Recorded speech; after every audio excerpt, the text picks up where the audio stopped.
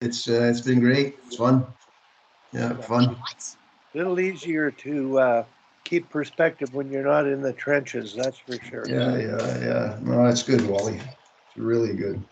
Well, I'm just wondering, as people join in, I'd just like to greet them. Who's in the ski outfits? That's Barry. Okay. No. Yeah, and Dom is on as well, Wally. Dom, are you with us? I am. Yeah. I'm just driving in. Okay. So my apologies. I'll be there in probably 15 minutes, so I can actually log in. But I'll be listening. Dom, Flames are doing well since they got rid of the dead weight.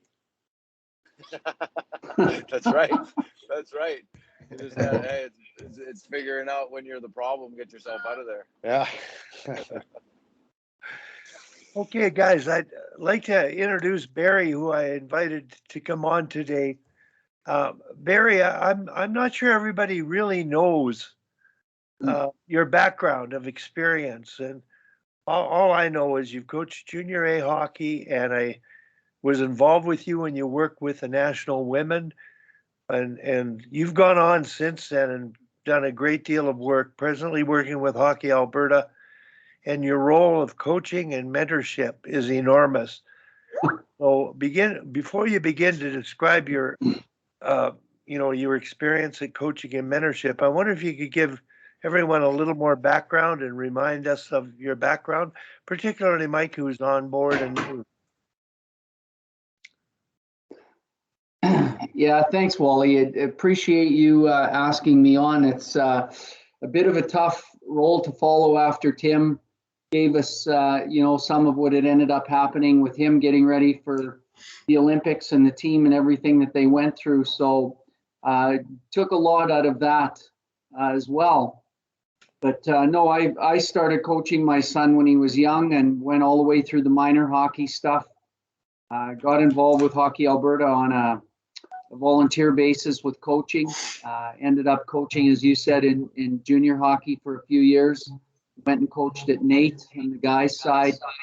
Was eventually told that unless you're coaching in the Western League, you'll never get to coach in World Juniors or anything else. So I knew that wasn't my path at the age that I was at already. So I flipped over to the women's side and did under 22, coached our provincial team a couple of years way back then, and then had a chance to go in with the women's team for a couple of years as well. So really great experiences both on the male and female program. And Hockey Alberta created a job, it's almost 15 years ago now, where the government was giving money for different organizations, sport organizations within the province. So at the end of the day, one of them, Hockey Alberta, put a thing in, a grant proposal, and they ended up getting it. So they were looking for somebody and came to me. And so it started out, I had about 2 lines for a job description, and now it's about 200 lines. So I went from doing that, figuring things out from a mentorship standpoint of what the province needed, and what we needed. We're the only branch in Canada that has, for all of our grassroots programs, that has a mentor for every team. And actually, Tim has graciously accepted mentoring this year with their Alberta Cup program. So excited to have him on board. But we get a bunch of people, such as what's on this call today, people that have been through the wars, have been through coaching in our Alberta program, so they have an idea of the planning and preparation that's needed, the event that they're going to, and they just help a group of coaches through it. So that part's been really exciting, really rewarding for me as I've ended up going. It's been a lot of fun, a lot of learning, whether it's going on to sessions like this or reading. Done tons of that, and actually with our Team Alberta programs, I do both the male and female mentorship, but I also do the mental performance, which has really been fun for me to end up getting to that next level from a coaching side of recognizing the importance of players first, and it's not about X's and O's all the time, and trying to help people figure that one out too. So that's sort of where I've been at, Wally.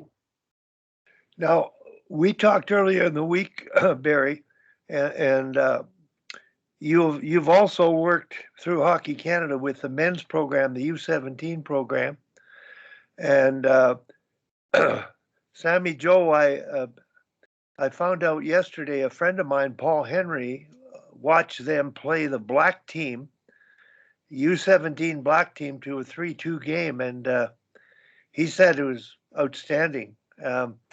Every other game, I felt, gee, they weren't going to be developing very much, but he was pretty optimistic from that performance because the black team is one of the stronger teams. So just for everybody on board, Barry's vast experiences on the male side with the big governing bodies, Hockey Alberta and Hockey Canada, and his influence is really making a difference. And it's the kind of thing we all dream about, being able to influence people to make positive changes. But Barry, your recent experience with the what was it, the National U18 Championships? No, Hockey Canada decided that they didn't want all the branches together for that national event, so we ended up doing a regional event. So it's just the 4 Western provinces, Wally. Okay. And it even switched locations. It originally was in Dawson Creek, and we moved it to Portage La Prairie. Sort of a last 3-week-minute excursion.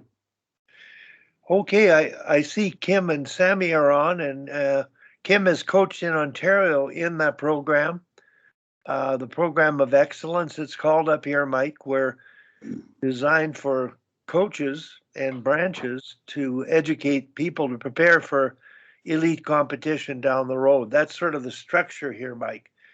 So Barry, I'm going to let you just go into this particular regional camp, and you've been in it all the other ones, national championships, mentoring Team Alberta's, and I'm just going to let you describe the ups and downs and the nuances of that experience and what you feel is working well. Okay, Wally sort of prepared me as well. He gave me a couple questions to think about, so I wrote some things down, so I'll just sort of talk about it. But if anybody has questions as I end up going, please just butt in and ask or push or do whatever you end up needing to stop me. But yeah, we, like this year, with the way that it ended up turning out with COVID and everything, we didn't run a national event, so we went regional. And we had our staff picked right from summer. We ended up, our camp was a little bit different this year just because we weren't allowed to bring everybody in at the same time. But we decided, because I work both on the guys and girls side from a mentorship standpoint, and I've always wanted to do it, I persuaded the head coach on the guys and the girls side this year with our selection camp, because we weren't going to do a top 80 in the summer. So this would be our under 18, Sammy. So 15 to 17-year-old girls and 15-year-old boys. So I convinced them that let's do something completely different. So our whole selection camp was based around small area games, and the tactical, individual and team tactical skills that these kids we wanted them to end up having. We ended up running 3 or 4 practices related to that, and then the actual selection games. So we ran 3 games. But what the purpose of all of that was to be able to see the kids, and again, in a game you can see certain things, but small area, I think we all know when it's game situational, you get to see their hockey sense, the intangibles that they have, plus the skill set that they have. The only difference is you're not seeing full ice skating and the game at a 5-on-5 level, but we ended up including that as part of the evaluation process.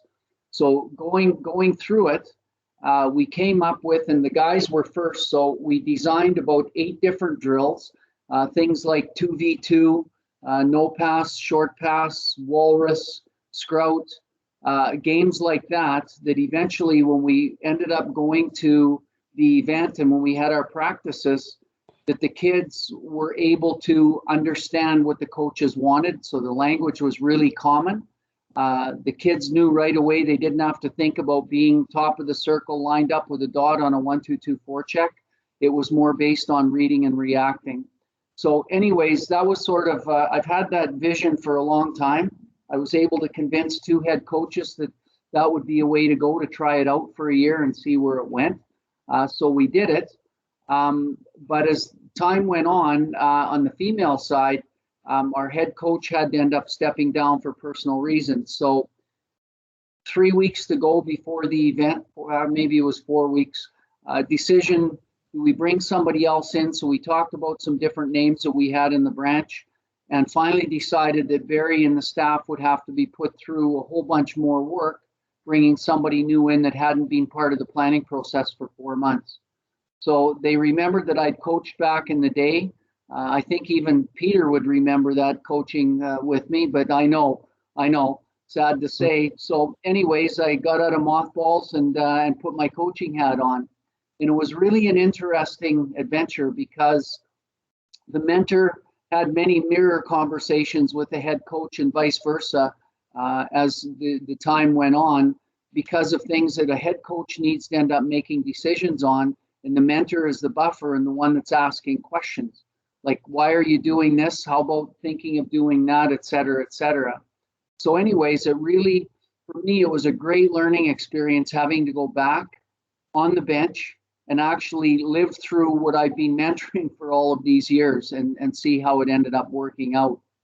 So it was a lot of fun. I got to a point where I'm almost thinking I should do what Peter's doing. I've got 2 grandkids at U11 this year, and I'm thinking maybe I might try stabbing back at it again next year, maybe at the next level in the Pee Wee group, because I had so much fun. But as this whole thing evolved, and Wally, you asked me some questions, so I'm just going to sort of go from there with it, is when you do short term, and most of us know, like, you've coached and you've had playoffs, so that's short term. Each time you go into a playoff series, it's another short term event. So time is probably the biggest factor that's a negative that's against you all the time, is trying to figure out how much can you jam in a very short period. And it's very difficult to do.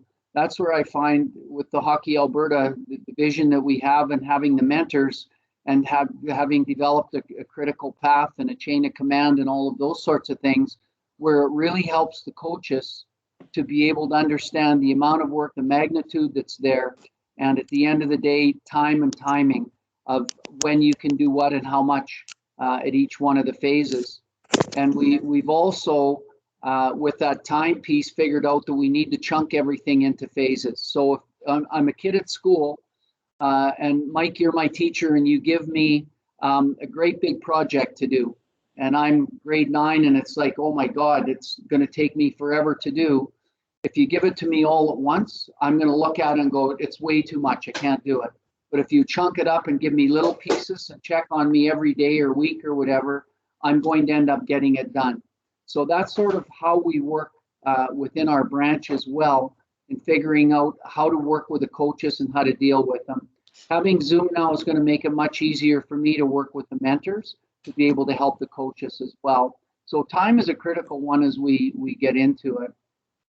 Next one, and Tim, you ended up talking about it before, but just a new staff, new culture, all of those sorts of things that we have to deal with in short term, where we're coming in, we don't know one another. So to start with, we have to do SWOTs and personality things and whatever else to learn about each other as a staff, what we're going to want to get out of an event, how we're going to end up doing it, all of those sorts of things. And you know what?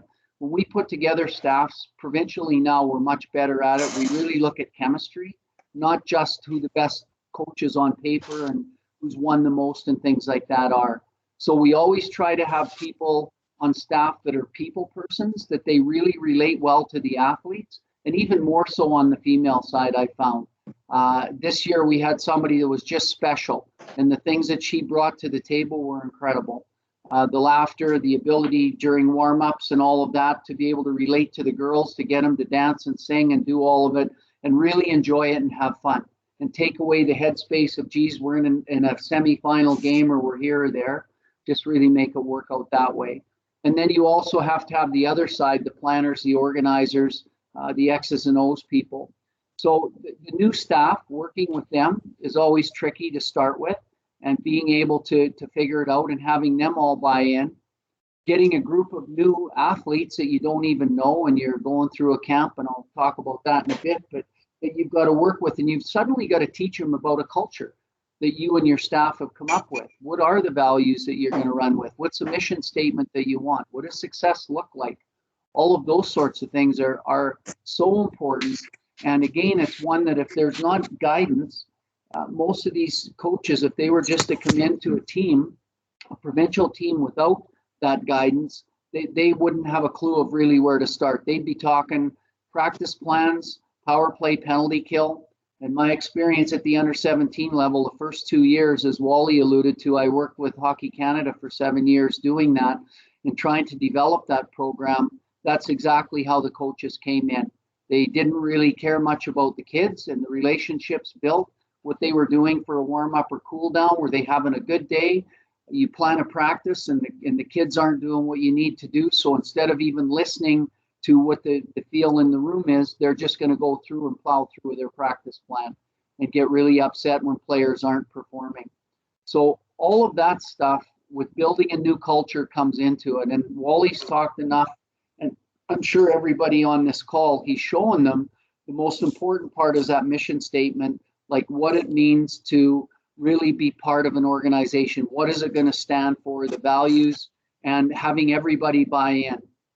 The coaches, first off, the kids, secondly, getting parents involved. And again, from a Hockey Alberta perspective, we've done this for years, but this year being the head coach and the mentor, I really got our parents involved. And they did things every day at Portage as a group. They became a team and they dressed up for the occasion. They cheered for the kids. They were the best group of parents I've ever worked with. And I can tell you that the mentorship side, watching as events go on and listening to parents peed off because their kid's not playing with somebody, not getting enough ice time, not on a power play or whatever. This year they bonded. And because of that, it just made the world so much easier for the players and the parents. And it made it easy for us as a staff. So building that culture is an important piece. Branch and its expectations. Our branch, we want to be the class act on and off the ice. That is our value. That's our mantra, no matter where we go or what we do. And I'll give you one example of it. Every day we would eat in the same place as the other teams would. We asked the people there, the servers, day one, that we wanted trays for dirty dishes after we've eaten our meals. And they couldn't understand why. But at the end of it, they saw it that after we ate, we cleaned up everything. We put all our dishes away. We went and said thank you to the cooks and the people serving us. The coaches, part of the culture piece. And I sort of enforced it. But as we went on, the coaches saw it. We sat with different players every day. And it really worked. Some days we would sit first and the kids would come in and they would choose a table. So that was always interesting. We made side bets as to who would come and sit with us. And when nobody wanted to come and sit with me, I couldn't figure it out. But yeah, I know, Peter, I know. Anyways, so that was a big piece of it, is just us getting to know them, building that culture. And the kids, when we did our debriefs with them and the coaches, all said that that was the biggest piece of the culture building, is they got to know every one of the players simply by sitting with them in different activities. So Sammy, imagine, playing with a women's team and having a coach sit with you and you talking about your baby or your, how you're playing or whatever else, it's other things other than hockey. And so at the end of the day, I think that just built our family, and that's what we tried to call it all the way through, is this is our family. How are we going to act? How are we going to behave? So at home, when you're finished eating, you take your dishes up to the sink, you say thanks to mom or dad or whoever made the supper for you. So we really tried to create that environment. That's the expectation of our branch. Another one, and I bring it in now, but we ended up, as the tournament went on, I had a meeting with all the parents and the players, Zoom call, and told them that you're all going to earn your ice time, but you're all starting out as an A. And I don't know if you've ever heard that Xander thing about starting out with an A. That everybody's perfect and you earn your stripes in order to keep that A, you have to do certain things. So everybody was allowed to play 5-on-5, to kill penalties, to play power play. We made changes as the event went on with lines and defense partners and whatever. Both goalies knew that they were going to end up playing or starting 2 games, and one would get the last one as it ended up going. So I can tell you that through every game, and we made the final game and we lost in overtime to BC, and it was our 4th set of players that were out face off in their end that cost us. The 2 best players in the tournament combined for a stretch pass and a goal that was scored 3-on-3. 2 defensemen came up with about 4 minutes left in the 3rd period to say that they were too nervous to play anymore, if they could just sit and watch the rest of the game. But we played that way. Every player played and was power play or penalty kill. We didn't have one, other than we had set a few things up with it, but they all got the opportunity. Nobody was shortchanged, other than I had to remind a few of the players in different instances that their shifts were too long, so they'd miss a shift or two. And my way of doing it is, when you decide that you want to play our way and take short shifts, let me know and you can go back and play. And within missing 1 shift, they all came back and said, "We're ready, coach. We won't take long shifts anymore." And the one girl in particular who won top forward of the tournament was notorious for taking long shifts, and she corrected herself without me, other than a couple times having to sit her. She became exceptional at that. So again, that's another one of those transformational coaching, Socratic coaching pieces that Wally and you guys talk about all the time when we're on here. So the evaluation, we ended up going through the camp, was really good. Like I say, the process, we used small area games to do most of it, and the 5-on-5 games. We had us as coaches go on the bench to work with the kids, so we really got to know them. We got to challenge them in different situations to see how they would react. And at the end, I really pushed them, because we had our vision of what we wanted in our players and how we wanted it. I was working with a really green staff, and that's the other reason that we decided for me to take over, is none of them had ever been at this event before. So magnitude-wise, it was a lot for them. So after the first couple of sessions and the evaluations, we'd sit in the war room and talk about it. We realized that they were not going to be very good at evaluating players. So we ended up, and Wally, I used your DOT method, and I can tell you that our captain was picked from the very first session that I saw her play. When I went back in my notes, it's like, Wally's got it. This girl was involved in everything, and some were good, some weren't good, but the engagement based on just that evaluation was like, wow, it does work. Anyways, what I ended up getting them to do is, we sat for one of the sessions after it was all over. I made them stay and work overtime. We taped all of the small area game practices and the games. We went through a small area game session, bits and pieces, and then we watched the 5-on-5 game and talked about what we wanted to see in our players, the type of players that we wanted, the compete level. So all of the things, the hockey sense stuff that we wanted.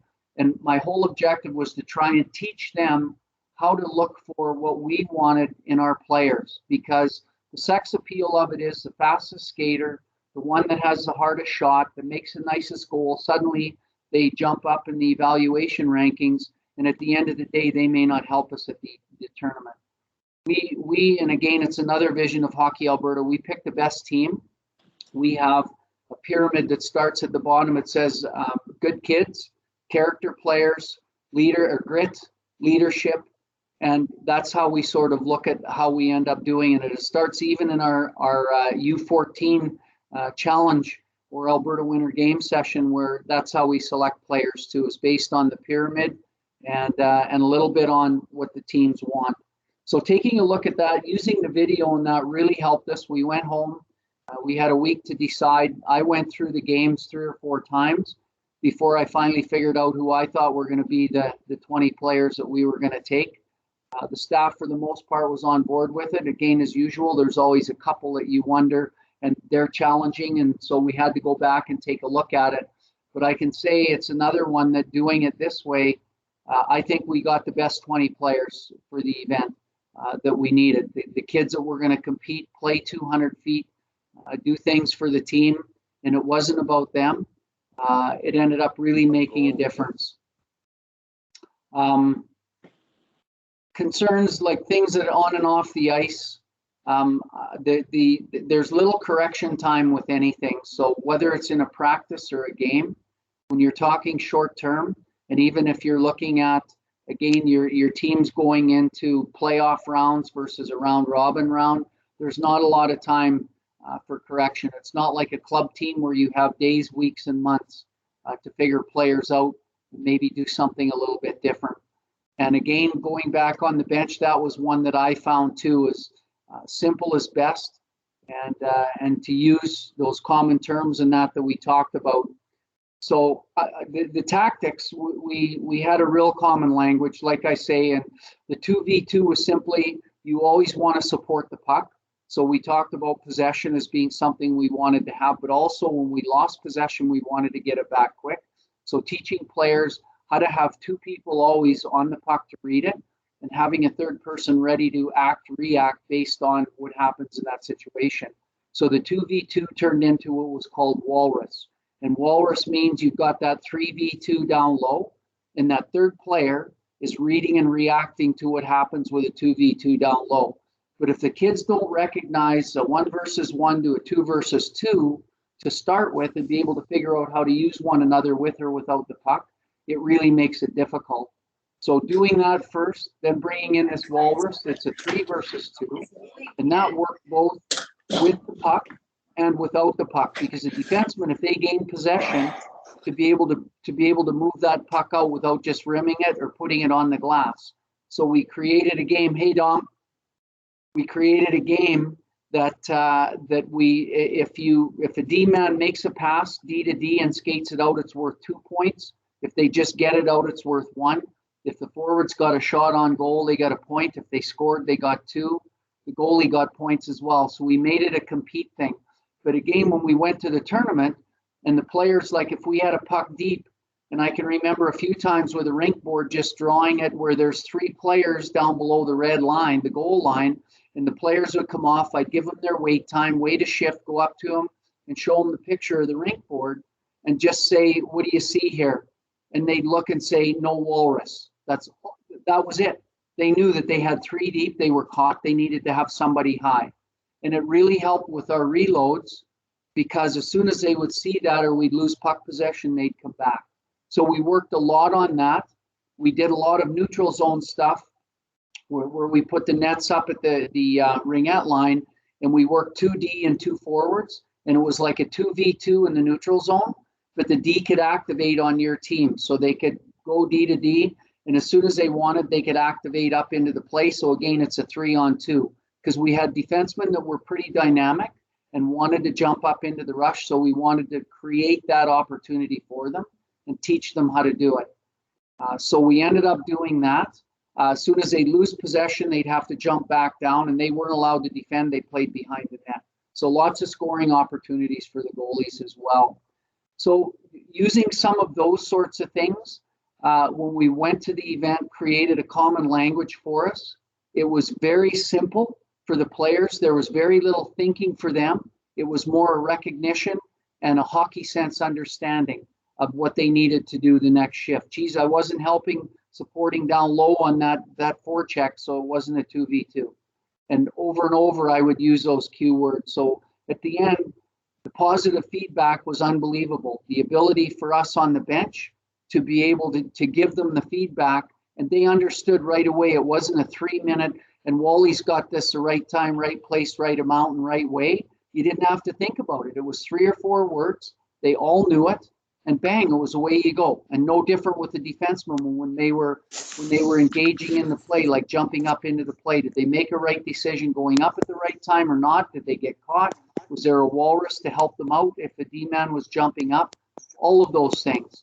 So I found in all the years that I've done it, and we're going to create this now with Hockey Alberta. I'm not exactly sure how we're going to do it. Grassroots might be a little tougher, although we will with our camps coming up in the spring. They will use the small area games that we use with our Team Alberta teams as far as part of the evaluation piece. but I want to create it because I think it's so easy for coaches to teach. The kids love it. And they really buy into it. Why Walrus? Okay, here's why. The very first year I did under 17, Tim, we had one staff that had Sheldon Keefe and Serge Lajoie on it as one of the staffs that I was mentoring. Anyways, as they were going through their process and practices and that at the camp, between Sheldon, Serge, and Marco was the other fellow, DiPietro, that was on the bench. They came up with some small area games. Like one of the sessions we did was all based on small area games, and they came up with Walrus.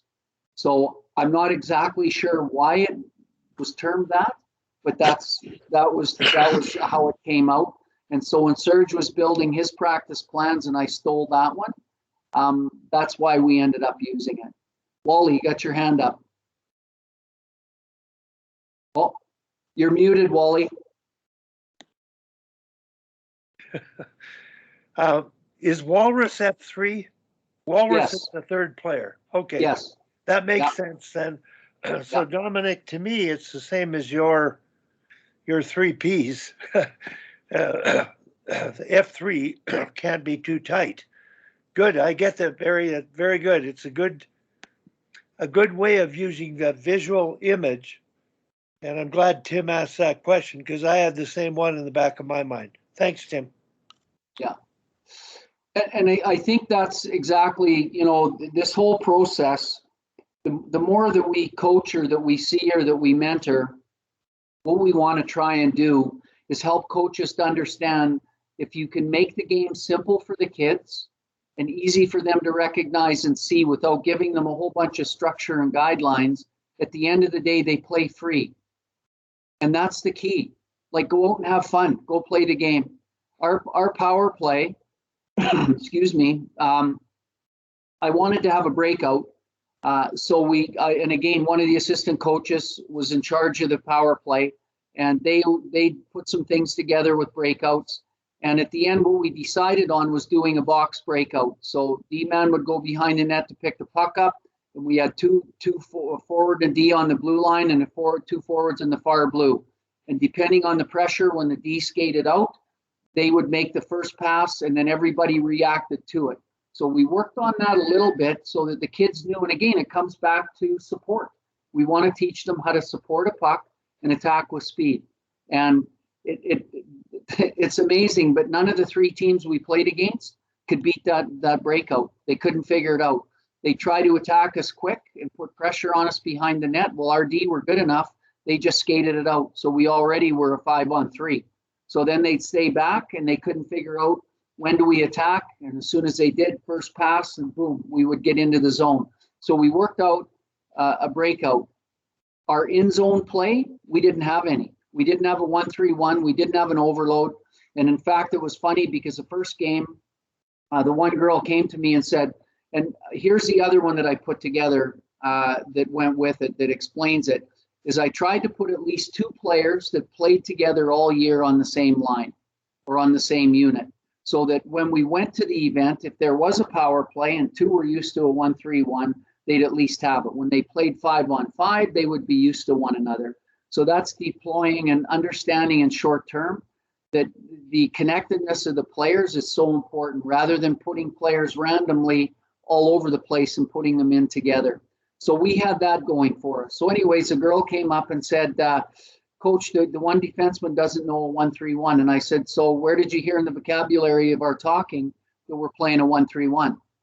And she just looked at me and said, you're right. And I said, you score goals, you make good passes, you know how to do 2-on-1 teams, you know about support, we've talked about it, go out and play the game, go have fun. And in talking with the players as each game went on, and all of them got a chance to play the power play, they loved it. Because all they needed to do to figure out was getting a puck into the offensive zone. And then we allowed them freedom. And at this level, it wasn't total national level, but it was, our four Western provinces doing it to allow kids to do that and have them give us feedback that they loved it. And our power play was exceptional. I don't have the stats, but we were scoring every game on it. And it wasn't easy, But at the end of the day, because we allowed them that freedom at work. Our penalty kill, we wanted to pressure the puck all the way up the ice. So we had F1 going all the time and we had everybody reading. And that was a little bit of teaching with that. And in our D zone, we had what's called a chicken foot. And actually, when I worked with Carla in the Winter Games in 2019, her staff came up with that. She'd seen it. I think it was Wisconsin had used it years ago. But we used that. And basically all it is you've got four feet on a chicken and you're going straight out and straight back into the middle. So you're always protecting the house, but you're always going out and pressuring the puck in shooting lanes. And it worked like a charm. So those two simple things in our power play and penalty kill, the special teams, and not having them have to think, just actually to play and have fun, made a real difference for them. And it takes pressure off them. They don't need to worry about, geez, the coach is going to be mad at me because I was a second late or whatever. I remember Sammy coaching with the women, and we had pressure points. So if we're driving the net and I've got the puck, and at the hash marks, I don't have a pass, I'm going to rim it automatic. And if I'm above the hash and I've got the puck, I've got this to do, or I've got that to do. And it was one of the ones in talking with, Peter, you'd remember this, talking with you and Mel about it, that those players were handcuffed a lot of the time because they had so much thinking to do and not actually just playing the game and what the other team's giving us and what we need to do. Yeah, you got to have release points at sometime. So you got nothing else like that box breakout. If there's pressure on you and you don't have anything, hard rim the puck, because guess what? Your players are going to be standing or being close to that blue line and on the wall to be able to get the puck. So all of those sorts of things came in as we ended up doing it with the tactical side of it. Another interesting one that we did to start with, and again, it was part of the building culture. I could have probably talked about it earlier, random thinking, but the second day that we were there, we wanted to find a way to do jersey presentations and make it really important to be wearing an Alberta jersey and, the pride that we would wear in it. So we came up with a couple activities prior to the event, and they related to the jerseys. So we got the kids to research teams from past years, and it's all online, to pick a player that had the same number as they did. So number 18 or 23, and they had to look up 3 or 4 of the players and figure out one that they thought represented Alberta the best at the event. And then they had to do a presentation on it. So when we did the jersey presentation that night, the kids were all there, and it was amazing how these kids, it's unbelievable how creative they are. I would say 80% of the girls got a hold of the girl that had worn the jersey that they had selected, and they got them to talk about the importance of Team Alberta wearing the jersey, what it did for them, how much fun they had, how to do this and that. It was just amazing. And so every girl got up, did their presentation of the girl that wore the jersey before them. So we had that part of it, right? There's a heritage, there's a history, there's a culture with it. And then they presented it, and then they were presented with a jersey from the player that was before them. So it was really cool. And to me, it was another one that I would do all the time now as a mentor. I'll basically push all the teams into it, that I think we need to do that. And because you guys have club teams, the same thing could apply to that. Is what's the importance of wearing that jersey and of being part of this family? Because I think a lot of times we don't look at it as being that. And yet at the end of the day, if we want them to play well and play hard and play for one another, they have to have that culture, that connectedness behind them. And so that's why we sat with them at meals and we got to know them as people, not as players, and them looking at us as people and not coaches, I think was really important. On the bus, we did a whole bunch of different activities going to Portage. We picked kids up in Red Deer, Calgary, Medicine Hat, and Notre Dame, where we ended up practicing. So we had 4 different pickups. So one of the things we did every time we stopped, the girls who were on the bus had to welcome the group coming on. They had to have an activity or an event. Every time we stopped, we did a 10-minute team builder after the welcome was there.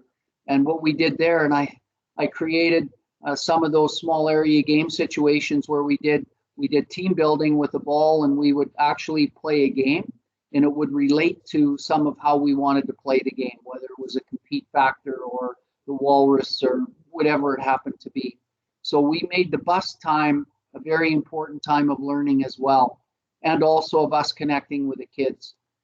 Every time we went for walks, whether we're at the event and that, we made sure that as coaches, we always talked to different kids. That was really important. And one that I shared, Wally, I think maybe a year ago with this group, and to me is one of the most important ones, is we always talk about leadership, lack of it with our players, and how do we end up cultivating it. So I sent some reading information to all the kids prior to the event. We talked about it on the Zoom call about how I want them to be leaders. And when we were there, we eventually had to pick our captains. And we ended up looking more for the hard workers, not the best players, the ones that, and again, to me, the biggest part of wearing a letter on your team is you have to emulate your culture. You have to live it. It can't be phony. So the best player isn't always the one that's going to emulate your culture, because they tend to maybe play hard when they have to, or they're just the goal scorer or whatever. So ours was a little bit different. And we met with them at least twice a day, with a group in the morning and then at night. And the first time we met was just our group of 4. Then I said to them, I want you to bring 4 players in. Each of you bring 1 for the next meeting. And each time that we had a meeting, they brought 4 different ones. And it got to a point where they brought ones that were needed to come in to hear stuff, either positive or they needed to know what was going on, what we were thinking. I always allowed the 4 new ones to talk and ask first, to give their responses, so that they really felt that they were part of the leadership group of the team as well. It wasn't just our 4 captains. And to me, the buy-in was exceptional when it came to that. I think I had a room full of leaders, and very seldom do you ever get that where you've got everybody thinking that they got a piece to play in it, that it's not, you know, your captain and 3 assistants or whatever, and everybody else is just a player on the team. They were all leaders. And we talked about that night at the jersey presentation too, is that you can't all wear a letter, but really we're going to teach you that you all should be wearing one. It's just that we have to do this for the event because of the rules. And honestly, it's one that really pisses me off that in short term, and Jordan, you're going to find out, and Tim, you will as well in mentoring this year, that these guys and girls don't know their players well enough to suddenly have to pick leaders for an event. It's a really hard one, and it's one from a mentorship standpoint that you really have to work with the staff to be able to see during the tryouts, and maybe even the first day of the event. Jordan, for you would be, Tim, you've got a 1-day weekend that will help you to be able to differentiate and see who the best players are going to be that are going to lead the team. And I think we all know it's, you know, like the Buffalo thing, if you've got a leader that's going to run over the cliff and 19 followers, not good things are going to happen. You need everybody believing that they're all leaders in it. Last thing I wrote down here is just with ice time, and I shared with you, every player played power play, penalty kill, 5-on-5. They had to earn it. And to me, that's the biggest thing in today's world. And watching the under-17s the last few years, and even our boys team the last couple years, our kids today are in an entitled society, male and female. The parents love them to death. They do everything for them, and especially in hockey, because most people now that are in hockey have money. So they don't allow their kids to fail. We've got in Alberta a rampant thing going on now called HSL, which allows players and parents to pick a coach, or the coach picks the kids because of the parents and the kid group. And so they form their own league. So there's no failure. You join a team, you pay your money, you're on it, and you get certain ice times every week. You're pampered. You have what's called showcase tournaments. Even the school league to a point has done it, not as much though. But if you pay your money, so Dom, when they go to your school, if they paid their money, they're going to play. They don't have to try out. They're already on the team. And to me, those things really are sad with what I see in what I've done the last 5 years. And our trademark is Hockey Canada, and Canada in general is, we're not always the most skilled team, but by God, we're never going to get outworked or outgritted. We're always going to be better than the others. We're not that way anymore. We're not. We've lost that edge. And again, it's because of the upbringing of the kids and the fact that as coaches, we don't put the hammer down when we need to, whether it's holding them accountable, teaching them what accountability means, and teaching the parents that side of it. So my whole philosophy at the end of it all is we win or we lose as 20. We don't win or lose as 2 or 3. We don't win or lose as just the goalie or whatever else. And I shared with you, we went into overtime against BC, and they had the best defenseman, the 2 best defensemen in the country there, from what I've heard from Hockey Canada talking about the players. Brian and all of the scouts were there, and one of the top forwards. Anyways, face off, and they win it. The defenseman gets the puck, starts the wheel, and so our forward on the weak side that wasn't taking the face off took 1 step towards her, and then realized that she's leaving the forward that she was supposed to be covering alone. And it was a tape to tape from the goal line to the far blue line, right on the tape, full speed in, and leading scorer in the tournament scores a goal on us. I didn't see half of it. I saw the very end because I was getting next players ready. My whole philosophy in that overtime was to give every one of the players a chance to be part of that overtime, not just my best 4 or 6. So I was busy getting the next two ready so that we would be ready for it. And whether it's right or wrong, when I take a look back at it and I look at the experience that we ended up having and how the girls enjoyed it and how we won and lost as 20, I wouldn't change any of it.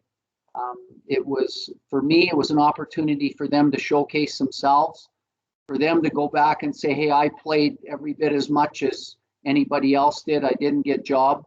And the parents, even at the end, were thanking me. And usually you've got a few of the parents that have the top kids are pissed off because their kids didn't get more power play time, more 5-on-5 time than any of the others. But I created a family with what I ended up doing, or what we did. And I used the word I. Again, that's the mentor talking to the coach in the mirror, saying it's not an I, it's a we thing. So everything we did was a we, not an I, although some of the vision obviously came from me. So long and short of it, certainly, Tim, different than your experience. I really enjoyed listening to the things that you went through, some of the thunderbolts that happened with you. And I admire you for getting back into the coaching world or staying in it and doing what you're doing. I forgot how much fun it actually is to be on the bench and working with a group and trying to create something. It was a lot of fun. So Wally, I'm sort of finished. I don't know if people have questions or whatever to ask, but it was a great experience, and I really appreciate you asking me to come on and share it. Questions, people. Peter? Excuse me. Great presentation, Barry. Really interesting. I think a big part of this too is, I mean, for your own personal development, I think it was great to get that opportunity to go behind the bench. If you continue to do that, I think it's fantastic. If certainly on your mentoring, it gives you perspective and empathy, which I'm sure you all always had, but it's good to go back and get that and experience it, certainly. So well done. I think one of the big things with the short term, and you've obviously done a really good job at establishing a culture with a short term competition. I think that's tough. I mean, establishing culture long term, working in university hockey, you have the players for 4 or 5 years. Establishing that culture over the long term, I think anyway, can be somewhat easier than it is over short term. So certainly I commend you on that. I guess my question, and it's interesting, you said right at the end there that there's nothing that you would have changed.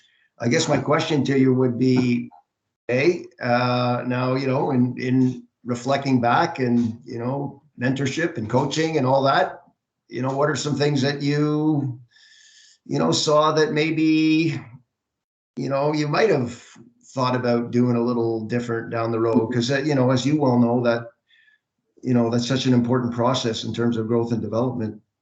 Not only all the great things that went well, but some of the things that you may have seen, and there may in fact not be anything, but I'd be interested to know your perspective on that.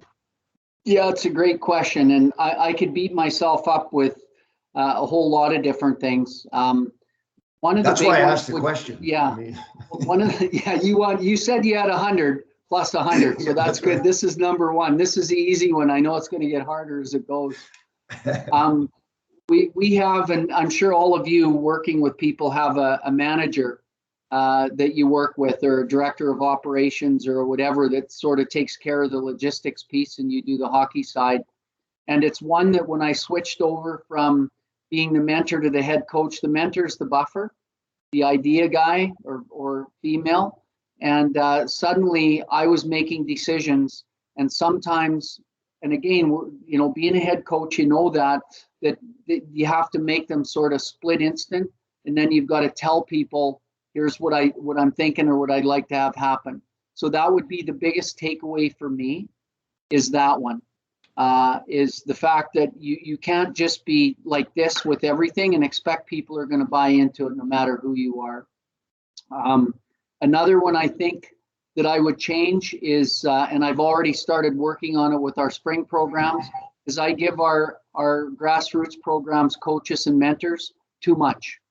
I just thought there's so much in short term to do, and I was hard on myself. I wanted to get it all done, and I didn't, and I felt bad for it. But I ended up picking the things that I thought were the most important things that needed to be done. Mm-hmm. So you can plan to the nth degree, but at the end of the day, that ability to pivot, which is a new key word, is so important. But also to recognize that less is more in anything that we end up doing. Yeah. I really figured that one out. Another one, and again, I'm not sure how to do this because we picked a green staff this year on purpose. We always struggle with getting enough quality female coaches in our branch to coach at the next levels. And I've worked for 15 years trying to get it, and we get some people that are just outstanding, and suddenly they have a child, they get a new job, they start a relationship, and they leave. And so we had a really green staff. So it's another one as a mentor looking at it and helping the head coach with the green staff is how would I help them to help that group coming up? Because, and I didn't share this with you, but our girl that I told you was just fantastic as a people person and did all of that, not make a decision on the bench. Like if we had a power play or a penalty kill coming up and there was 3 players or whatever, and something would happen, or somebody took an extra long time in a shift and they were going to sit, she didn't want to tell them that they had to sit or that these next 2 were going. So Barry always had to be the heavy in it. So recognizing that, I didn't know her well enough going into the event to know that that's how it would be. So it did take away somewhat of my ability to coach because I couldn't watch the game and help with the tactical side of it. I was more managing my 2 coaches. The other one had more experience. So as it went and he was working with a D, I spent less time with him, although he would come up and ask me questions on the bench. And it's like, really? So that would, I don't know if I would change that, Peter, but I would try and find a way to know more about my staff before we actually got to the event, however that was. From a coaching side, I look back at it and would it have been nice to leave there winning? Yeah, and maybe if I'd have just played certain players, maybe it would have happened. But I think for the most part, we did the right things in what we wanted to do. Team building, I think we did the right thing. So it was more the mechanical side of it, not the actual coaching side. I think that if I were to make changes in reflection, that would be some things I would look at.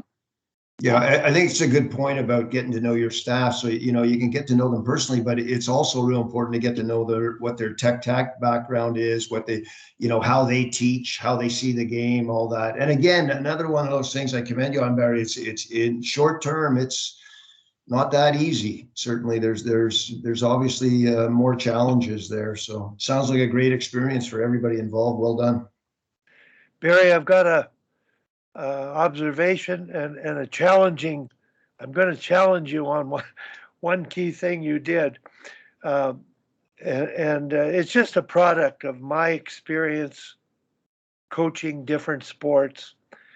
When the two defensemen approach you about not wanting to play, and you made the decision to not use them. Is there a line there between get the hell out there, you can do it, and transmitting belief? You lost anyway. That's the point, is developing the person. And you had two people that weren't quite confident enough in themselves, and they'd broken down during the game. You made that call, and you felt really good about it. But I'm wondering about the timing of those decisions, because in minor hockey, they just shorten the bench from the get-go, beginning of the year. Kids don't get to play and face the challenges and the pressure of those experiences. So that's my point here is, and I just allude to the national championship, winning it with the oval team the one year, and I rolled the lines right to the end. And we had Wickenheiser and Botterill on the team, the only two national players playing Ontario. I believe they had 7 or 9 players. And we won the game, but rolled the lines. And in the end, we managed to win because the impact of that was amazing. But the one player that was out for the on the ice in our zone for a get the puck out of the zone face-off play where we scored our goal, she didn't want to be out there. I didn't know that because as soon as the puck was dropped, she came right to the bench, and Healy jumped over the boards. But that's the fine line here, the transmission of belief, and everybody coaching at every level where you're making those kinds of decisions and affecting players for the rest of their sporting life and working life. They've got to face challenges. So any reaction, Barry? Yeah, that's a great point, Wally. So here's what I can tell you. I did the mental performance for the kids throughout the event as well. These two kids were both first years, so young, struggled mentally throughout the whole event. The fact that they didn't think they belonged. So we as a staff had to get them to believe that they belonged, they were as good as everybody else. So getting them to believe and play in all the games was really important for us. So when it came time, like at the end, and they struggled that last game, BC was very good, but played them the whole way through. I had to make that decision when they came to me, and it wasn't at the same time.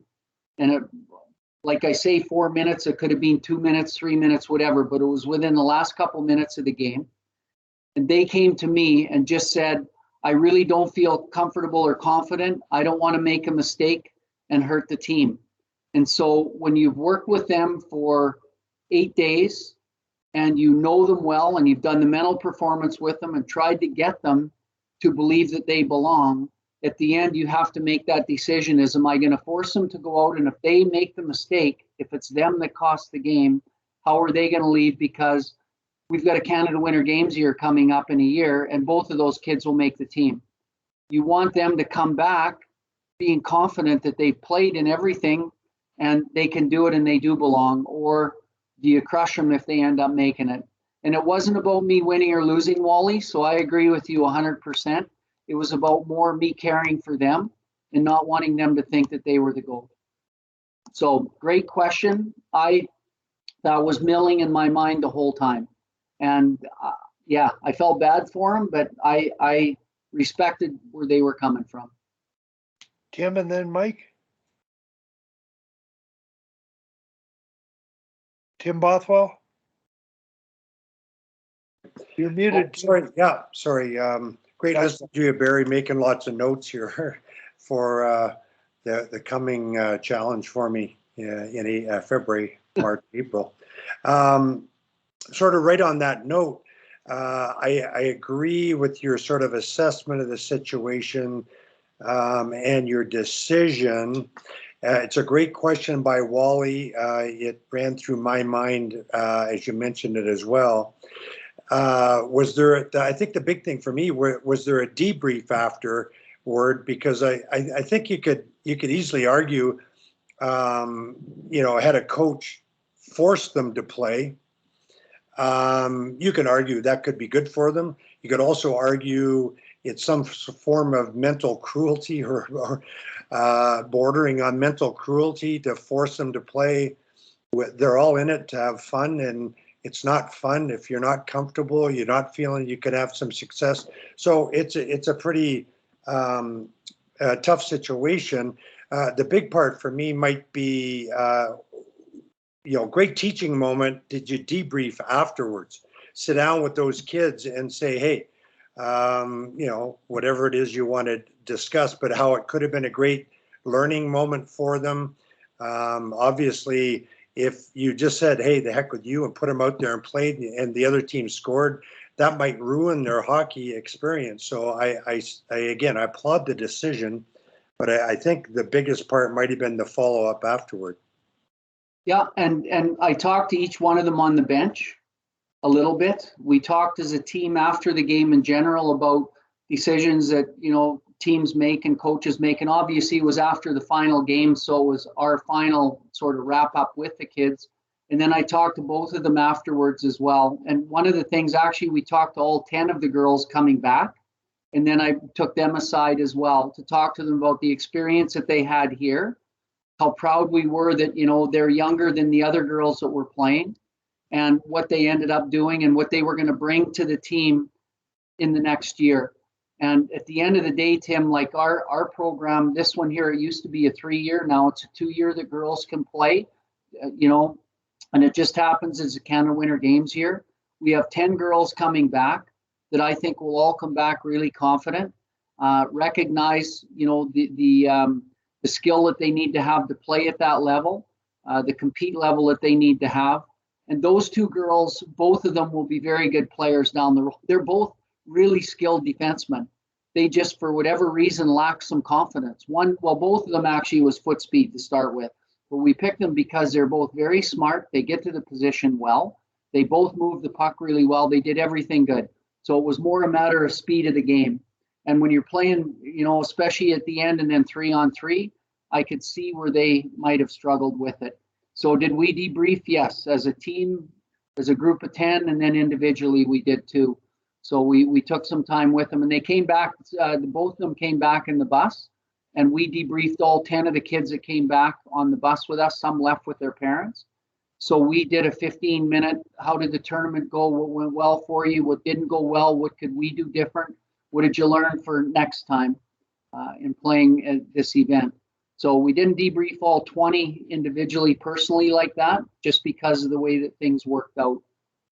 So I missed that in my talk, but another really good question, and you're right, it's like doing a team builder where you do a team builder and the players have fun, but you never talk to them afterwards about why you did it and what they learned from it and how it applies to the game or to life. So really good question. Mike? Yeah, I probably have two pieces. And Barry, great job. I was taking a lot of notes as well. I love this. But the one I guess observation I would have too, with mostly I'm working with 14U boys, and having the opportunity, and I explained to the parents, I just had a similar situation where we split our goalies a lot. Depending on the amount of games we have in a weekend, we'll say we're going to split your goalies.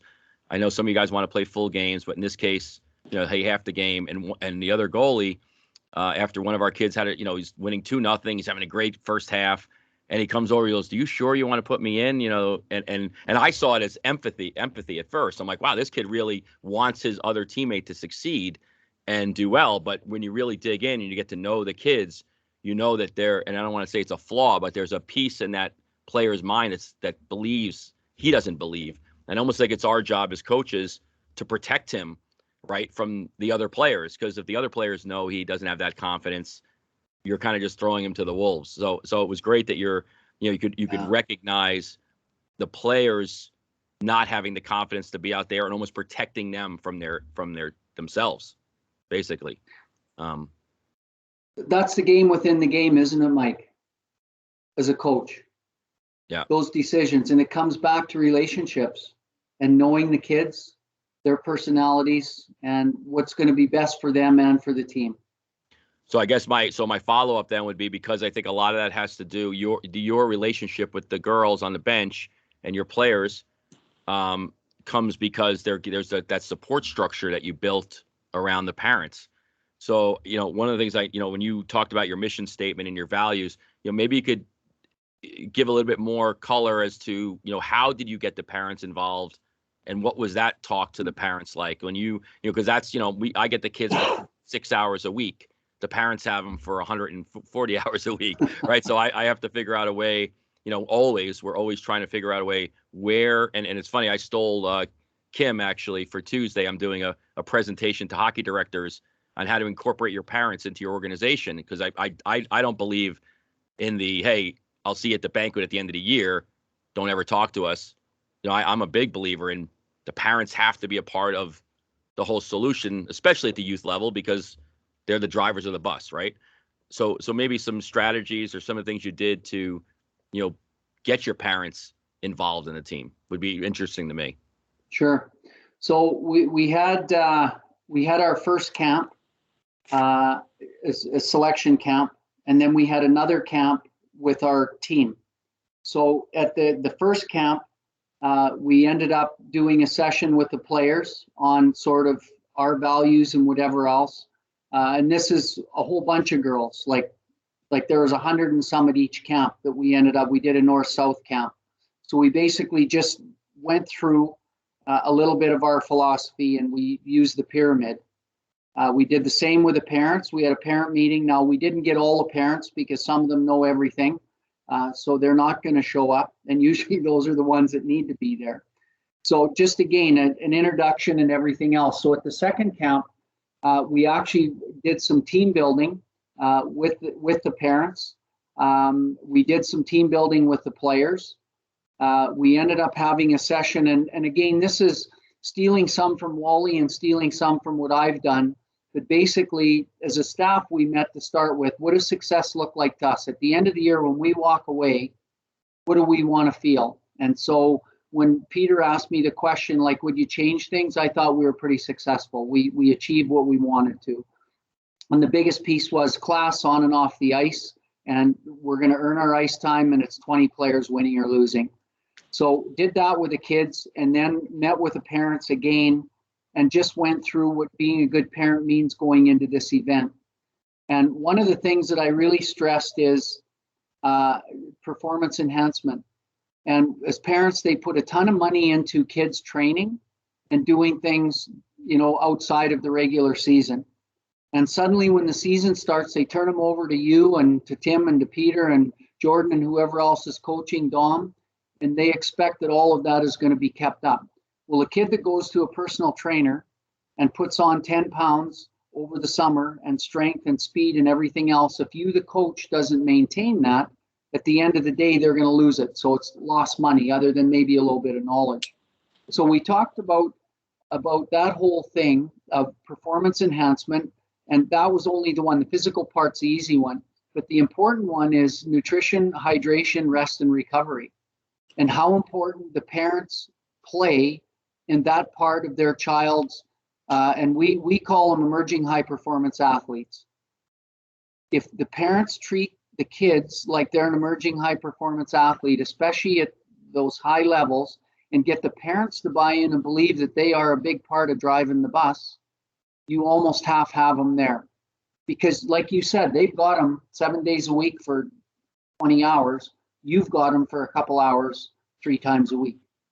So you need them to buy into all of that. So structurally, how do you teach them what proper nutrition, hydration, rest, and recovery is? If you don't have the expertise, bring somebody in to talk to them about it. Because I've done a lot of this stuff, a lot of it I presented, but we also had somebody come in and talk a little bit about nutrition to them. And instead of a burger and fries, here's what you're going to do. Here's what you're going to pack when you give your kids snacks at night. So we did the teaching that way with them. So again, they bought into the fact that they were part of this process, a really important part. We contacted the coaches of these kids prior to them coming to the event to ask them or let them know, hey, you're coming to a national, well, it wasn't a national, but to this event, as much as possible, can you help us? And it wasn't about tactical things or anything else. It was the same sort of thing. Is if you want your kids to get to the next level, Hockey Canada has all their scouts there. There's scouts from all across Canada and the US there to watch our kids. If we don't do the right things to help them, how are they going to end up playing to their standard? So at the end of the day, getting a hold of them as well, they became drivers of the bus. So they became part of our team. Now, unfortunately, one of the girls that asked to sit out the last couple minutes is one of the kids that plays in Alberta in a league, is a top scorer on her team, is big for her age, strong, powerful, good shot, but at that next level wasn't there and plays 40 minutes a game. And the week before the tournament played 5 games and then showed up that week to play. So again, the driver of the bus, they don't always buy into that. And I had talked to her about it throughout because I'd known about it. So I built that relationship with her. At the event itself, we had 2 parent liaisons. One was in charge of giving everybody our daily itinerary, when they could see their kids, etc. The other one was in charge of the social side of it. Hey, we're meeting at Tim's Bar tonight at 5 for drinks before the game. Hey, we're all wearing Team Alberta jerseys tonight with blue hats. Hey, we've got tickets for the Jets Whalers game or whoever it was that night. Anybody going? There was 35 parents that went on a bus to watch the Winnipeg Jets play one night because the girls weren't playing. Do you think they didn't have fun? We did a session there. I did one that I just talked again about being a good parent in an event. And I went through some of the things that I talked about here's what our values in that are. What do you as parents want to see out of this? So I used some of Wally's mission statement stuff as far as what they think, what they wanted to see. I presented what we as a staff wanted. And then I talked, because we had done one with the players, what they wanted out of the event. They obviously, players want to all play. That was the first thing. They wanted to have fun. They wanted to win. Were sort of the 3 concepts that came out. Parents wanted their kids to have fun and enjoy the experience, wanted them all to play. They didn't really bring winning up, although that's bullshit because every parent going there wants their kid to bring home the gold medal, right? So they weren't completely honest. But again, all of that related to sort of what you're asking is us being human, being vulnerable, telling them what we're looking at, what we think is important, but then asking them what they think and making sure that it matches. And you know what? A lot of times parents and kids don't match. We don't have enough time. Like when Wally works with these groups, they're club teams, they've got a whole year to work this out when shit hits the fan and stuff goes wrong. We don't. So all I needed was one renegade parent, like you're saying, that's upset about their kid not getting enough ice time or not playing this or not doing that.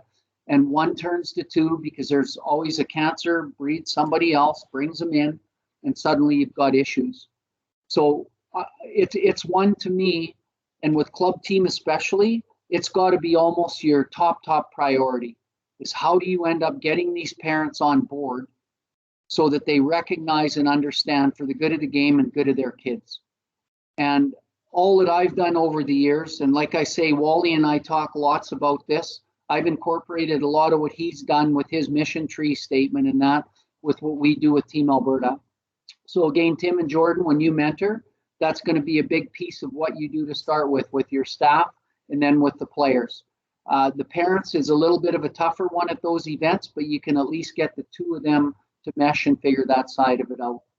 So hopefully I sort of answered him, Mike. It's and then it's just a work in progress. I love the emerging high performance athlete philosophy in a parent's mind, especially at U18, and the opportunity to know that, you know, I can do whatever I can do with me, right? But I can't, like down here, I can't help it if after practice you're going to go to Taco Bell and, you know, stuff down a couple of burritos because you're starving to death and you're not preparing for the next day's activity. And I think that comes into so much play because they don't, and I do a lot of education on that, right? But it's about all those other pieces that have nothing to do with power play and penalty kill and how it affects. So, but thank you. It was a perfect answer. Yeah. And I'll definitely be stealing that terminology for sure. I would also, Mike, like with Zoom and with internet and everything else, find some articles or some podcasts or whatever that you can share with parents in regards to some of this stuff and the kids for them to actually learn if they want to be a driver of the bus. There's a book by John Gordon, you know, the bus. Yeah. Yeah. That's another one to show them about that energy side of it and what they can end up doing. So they become part of their kids' education. Like you say, you're doing the tactical, technical, and you got them there. But how can a parent end up buying in and being a teacher as well with it? Yeah. Great. Thank you. Yeah. Tim?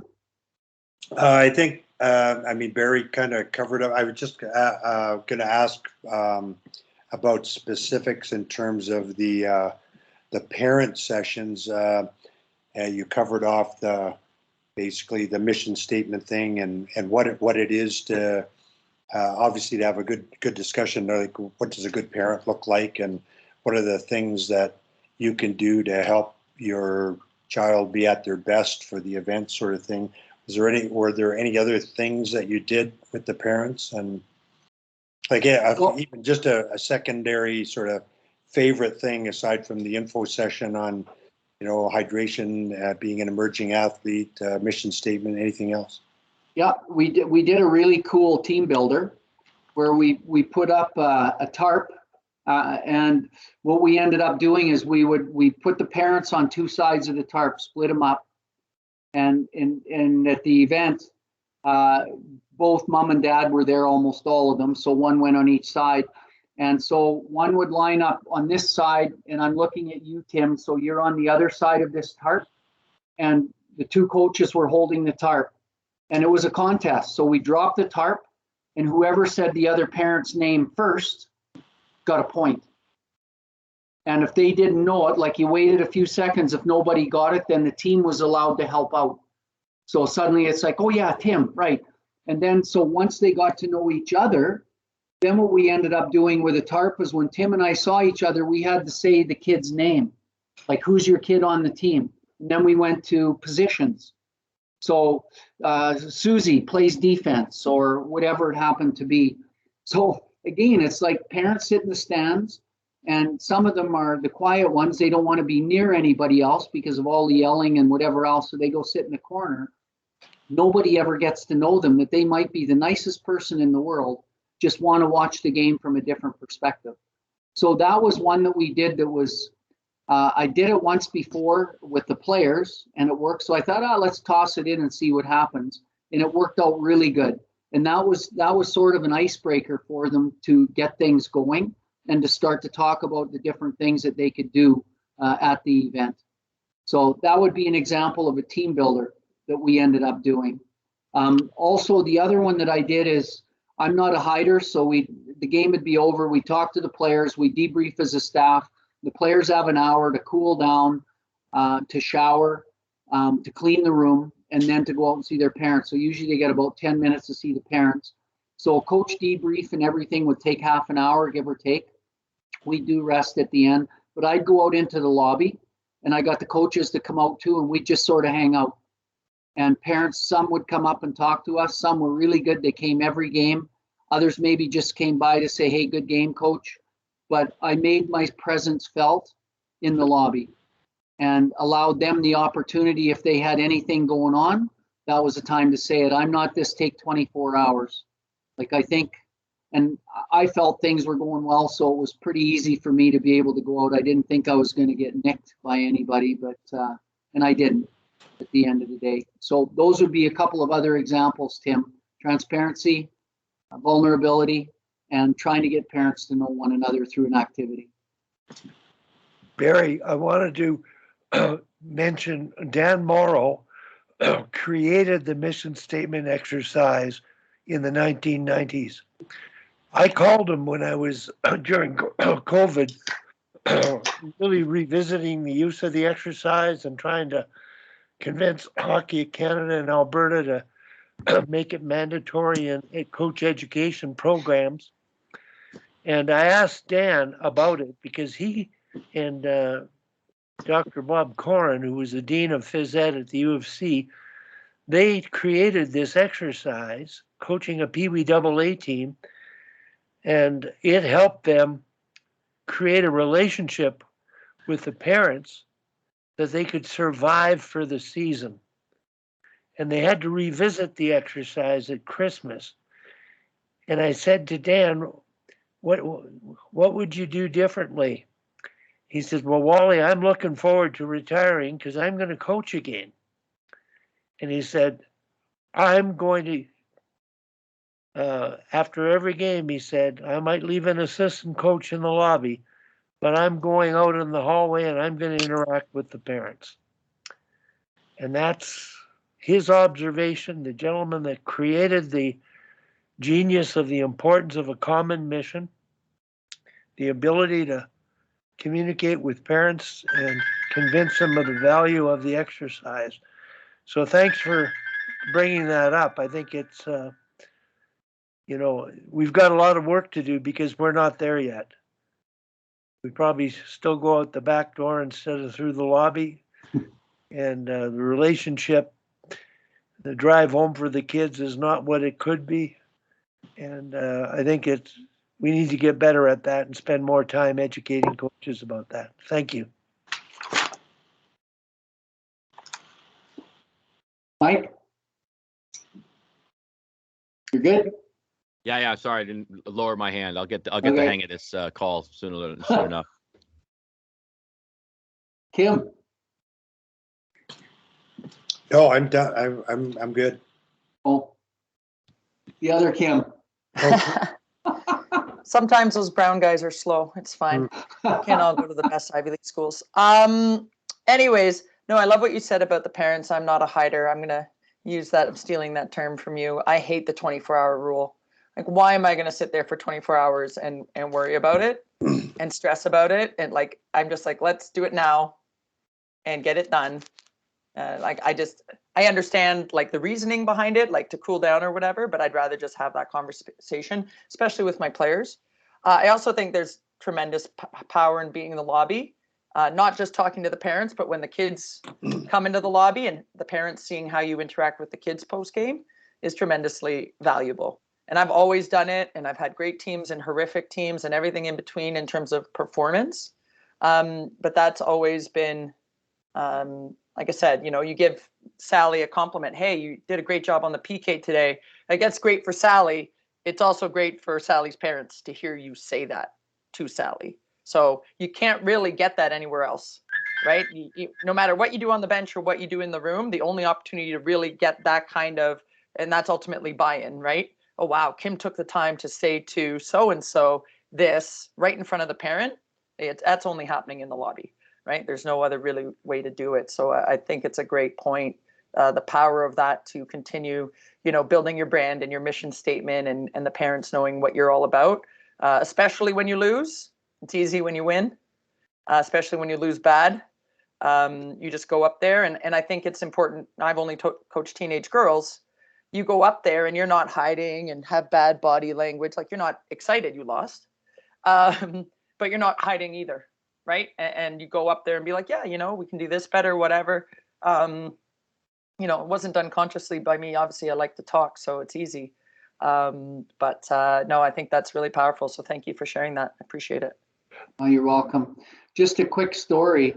And again, for Tim and Jordan, as a mentor, I always go out after the game and sort of mill in the lobby to see the kids' interaction with the parents. And you can tell within 15 seconds with body language from the player what's going on.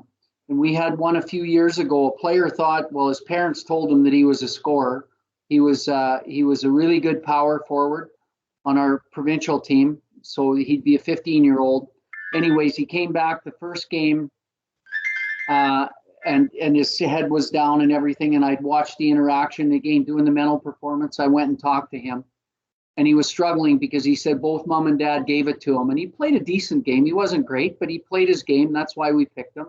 So we talked about it. Next game, he played. He didn't score. He goes up, and he came back down within a couple minutes just in tears and telling me that he'd eaten it again, but he'd played way better.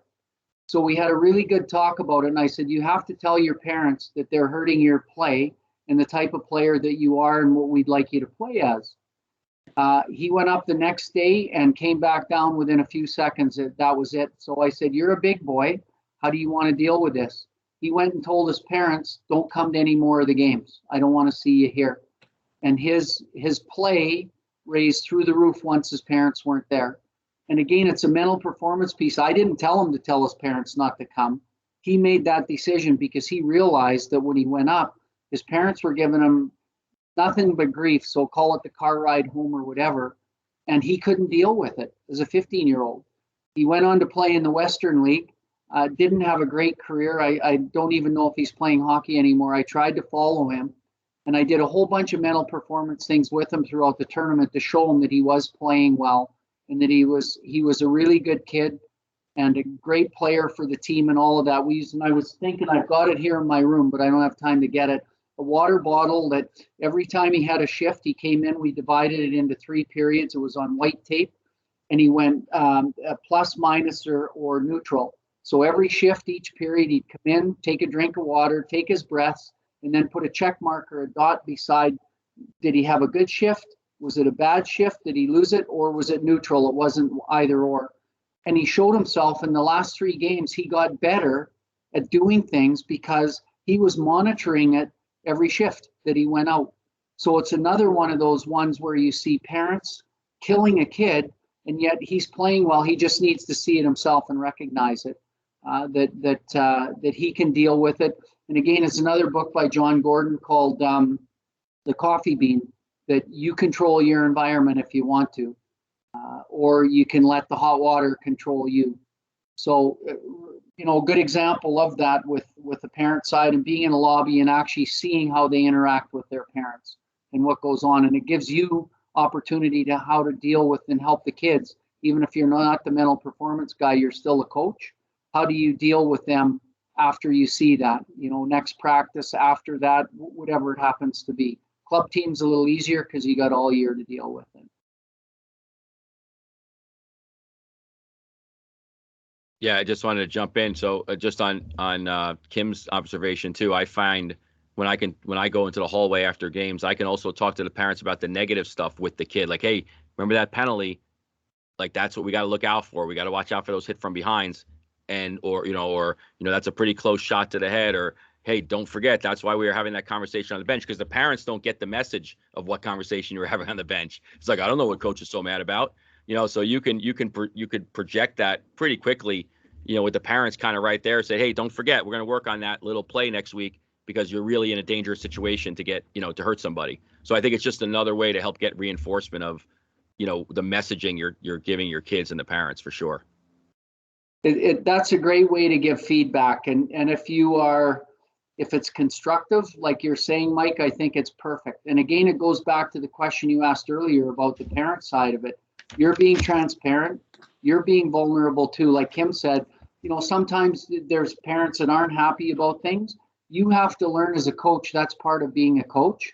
And how do you diffuse that? And the biggest thing is you listen to the parent, let them get it all off their chest. If it's something negative, make sure you take them away somewhere. And then once they're finished, you let them take a breath. Okay, you got anything more you want to unload on me? And then at the end, you might look at them and say, hey, you're right. I didn't even look at it from that perspective. We'll start next practice or whatever it is. And usually, as long as you're not wanting to get into a cat fight with them or a fight, at the end of the day, they're going to respect what you're doing because you've listened to them and you're going to try and make a change to help their kid. Yeah, but I think that's a teaching model, right? Right. And I think that's what's so great about what you guys do with this mentorship program across your leagues is that a lot of young coaches don't have conflict resolution ability. Like, they don't know how to turn, like the same thing with officials right down here. We have this huge thing. Nobody wants to officiate. Well, we have to teach officials that they can't antagonize either. They have to be able to have great conflict resolution to steer.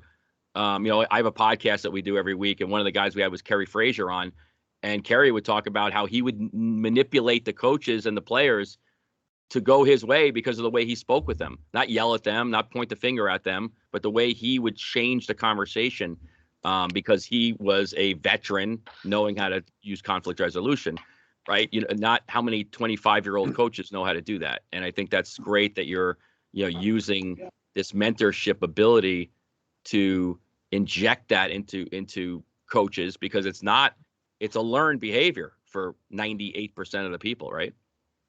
So there's another one, like what I've created here too is a conflict resolution model.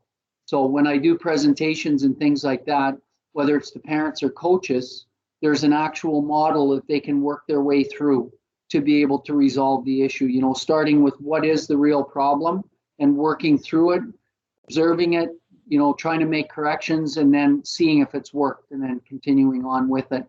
And it's another one I don't think we do enough. It should be something even in our NCCP, you know, package when we do things with coaches. We do a session in our coach level and our development 1 level here in Alberta, and it's the same across Canada with, you know, all the stuff we've just talked about with parents, but most of this isn't in it. I ended up being asked a year ago to change a curriculum here in Alberta, so I have somewhat, so that there's some of this stuff in there. But we spend way too much time on the X's and O's and not enough time on what we're talking about here, the kids and the parents, right? At the end of the day, they're the important ones. Dom?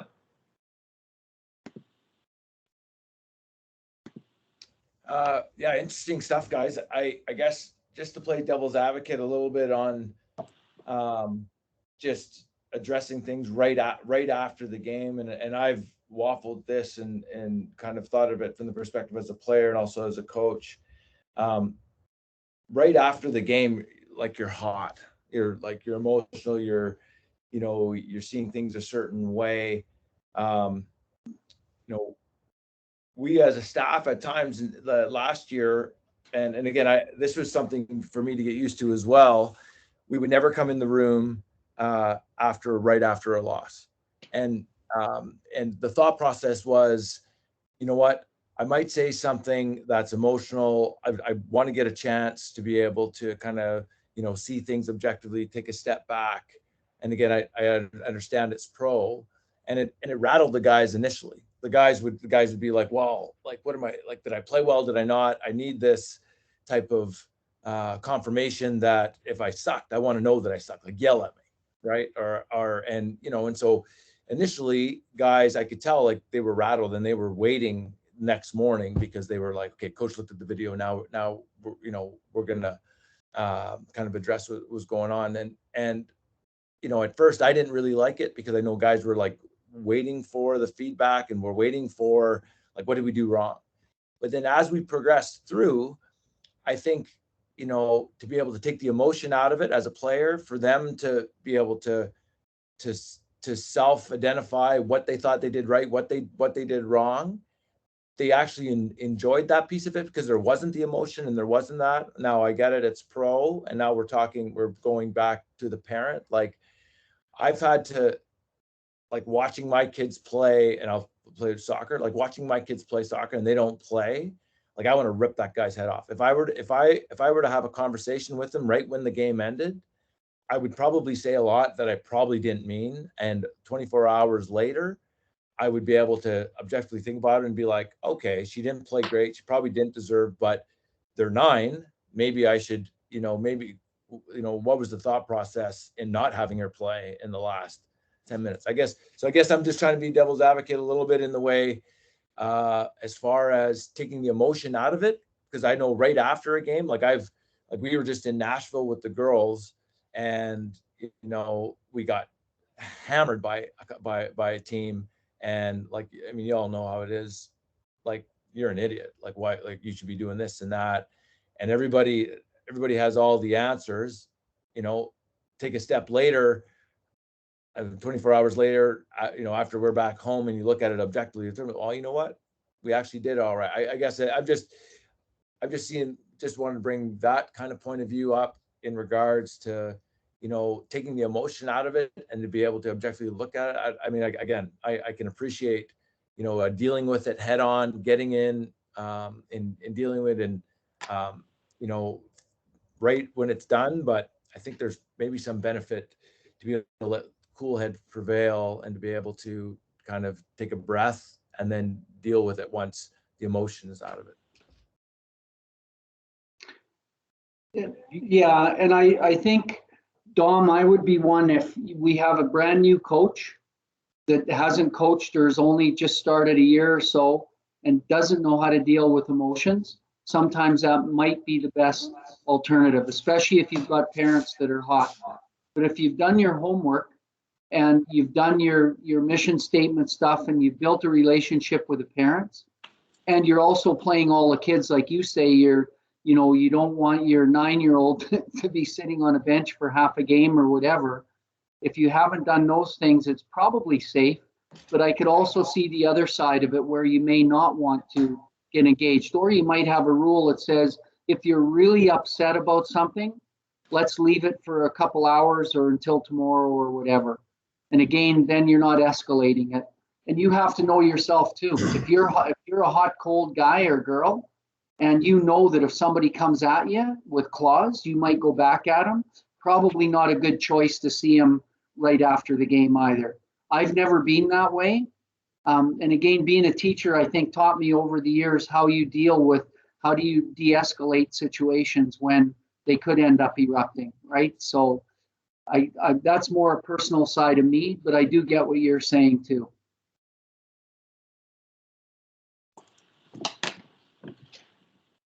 I was just gonna chime in as well that there's no right answer or wrong answer, I don't think, to sort of this situation. One thing to consider is that I think as players, and we've all played at some time at some level, you want to know that the coach is kind of in there with you, and part of the group. And I understand the emotional part after a game, but if you're going to go in after a win and say, great job, great job, great job, I think it's our job as coaches to take a deep breath, have a simple, short, what did we learn moment with your team from a real disappointing loss, or even as probably Jared Bednar did last night with Colorado, hey guys, we were freaking butt awful today, let's forget it and move on. It can be that simple, but I think it helps connect you with the team if you're with them in their really down moments. It also might help a lot of players breathe a little bit easier and sleep a little bit better if they understand a couple of simple things that the team as a group can do better next time out. They might sleep easier. So there's lots to it. It's not as simple as, I don't think it's not as simple as don't go in after a loss. I agree with Barry. If you're really, really, really feeling hot, then maybe you don't. Or you take a deep breath, and emotion is a good thing sometimes. Yeah. I think more easily delivered on the guy's side than the female side, but there's always a positive way to present that emotional, we need to be better, that was disappointing message to your group. So there's lots of things to think about. I think, the biggest one, Tim, is going in after, and I sort of agree, is instead of you telling the players, Dom, maybe the other approach is you ask them how they feel, and then you can read the room and figure out what you're going to do from there. Maybe it's a pat on the back. Hey, like Tim said, let's forget it. Bad game. We'll get ready to go tomorrow. Or maybe they want more. Tell me what we need to do, coach, sort of thing. So reading the room might be a way of it too. Yeah. I got a couple of comments. I really liked, Barry, what you were talking about dealing with, conflict resolution, or, learning how to deal with difficult conversations. I think that's a really important skill to have. And for our young coaches, it's one that we, want to help them with. I think that's real important. Another thing that you said, I agree that if you've got a relationship built with both the players and the parents, then that will help to make conversations much more constructive in nature and not tearing each other apart. So I think that's really important. Also agree with Tim. For me, and as Tim said, we're all different. We all handle things a little different. I always like the consistency, if you will, of going in the room. Either you're going in all the time, or you're not going in all the time after the game, I think. And there's some coaches who don't go in, like at the pro level, it's very few NHL coaches that are going to go in after a game, win or lose. So I like the idea of going in. I like the idea of asking the players what they saw. Also, the reality is, like, if you're only resulting, then, if your team doesn't win, they haven't played well. If the team wins, they have played well. And I think that there's a real pitfall there. I've coached lots of games. I've had our team play where we've played real well and haven't won the game. We've had other games where we've played, 1-6-1, and we were not playing the right way at all. So I think it's important that when you go into the room, whether you win or lose, there can be a message there with how the team performed, and not only about the result that happened in the game. And it's always interesting to go in and ask the players what they saw. And, as we went along in my career at McGill, the players had a much better feel. They got away from resulting. They got into more, okay, what was the process like? What happened? They always wanted to win the game. I mean, competitive as heck, but, had a better feel for what was going on that. In terms of availability, I think you have to read the situation. I think you can set people up for failure. If somebody is real hot, then maybe you need to give them a little bit of time. I don't think I've ever been real hot when a game is over. I think it was one of the keys that I had to learn as a young coach was that emotional control. I was out of control emotionally as a player, and to learn that as a coach, I think was real important to have, develop that maturity. I still, for some of you, I'm still not there, but anyway, I keep working at it. But one of the things that was kind of interesting with our group at McGill, and I'm not exactly sure how this evolved, but it's been like this for 20 years. When the game is over, all the players come into my office and say bye. Regardless of whether they played well, didn't play well, whether they played a lot, didn't play well, they always come in and say, bye, coach, see you tomorrow. And some of them would come in and linger and maybe have a question or, and some of them wouldn't. They just say bye, but they all would. And I'm not exactly sure how it evolved. I think our veterans might even tell the young players, well, you got to go say bye to Peter or bye to the coaches before you leave. But it gave them an opportunity. So sometimes they'd come in, they'd want to ask questions or whatever. So you were always available when the game was over. And I think that was an important part of it. I mean, I admittedly probably had less interaction with the parents at my level than I probably have more interaction with this U11 team, with the parents with this U11 team than I've had, in my own circumstance, and which has been fun. I've actually enjoyed that a great deal. But anyway, I sort of dragged on a little bit, but those are my thoughts on it. I can't remember what they were, but. One more comment and then I have to go. I've got a 10:30 call for coaches and that here for Team Alberta, but just to go where you were, Peter, I had a candy dish and a fruit dish in my office when I coached junior, and the same thing when I taught. And I had every kid self-taught would come in and grab either, a candy or a chocolate or whatever, or an apple, and always say hi before practice or a game. And it was my way of seeing their body language, how their day went, what I was going to get out of them that night. So I would read that before we even started a practice or a game. And the odd time I can remember seeing half of them come in, they just wrote an exam in school or something didn't go well. My practice, toss it out, and we've got to do something different to get them going, just because of that whole thing, reading the pulse of the room. So you would have to bribe them. Yes. Well, you know me, I can't do it on my own. So I got to find ways to get it done a different way, right? And with little kids, and because all of us are coaching at that level, at the end of a practice, doing the high five, going to every player, however it works out, but there's your goodbye there to start with. They'll usually, if you're in the hallway, will say goodbye to you in there as well when they leave, but at least there's sort of a final moment to debrief or whatever else with the kids when they're leaving the ice or leaving the room and that. And I think it's really important for you to say, hey, great practice, or we did this, or we did that.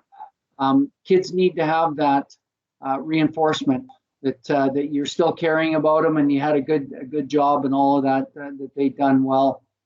Anyways, I really appreciate being on, Wally. Thanks very much for asking. I learn every time I sit in on these, just because of everybody's experience and the way that they see things. And I think out of everything, if we're all growth mindset oriented, none of us know it all. And we're learning. We're trying to get better every day. So power to all of you. Thanks a lot. Take care, and we'll see you next time. Take care, Barry. Thanks, Barry. Bye-bye.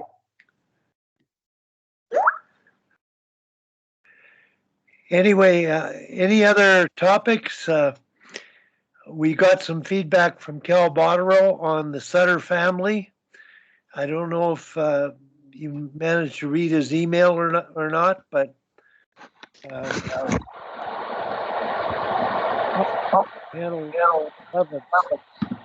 Peter. And Wally, I was going to add something just about going in after a loss. Okay.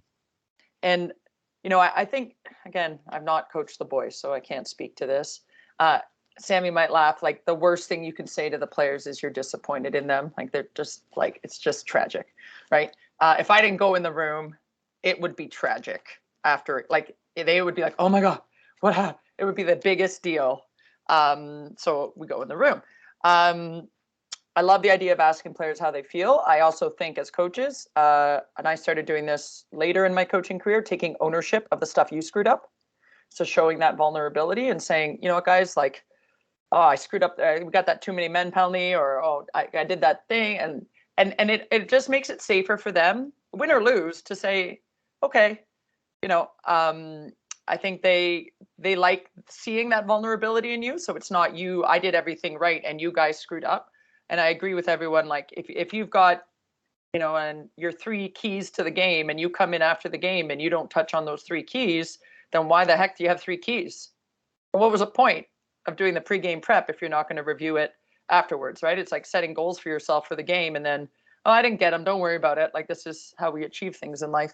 But I did want to just talk about briefly, like, you know, coaches' experience and their ability to control the narrative. Or, you know, we've obviously all coached a long time, so we're probably way more confident than many young coaches in dealing with something immediately after the game or not adhering to the 24-hour rule.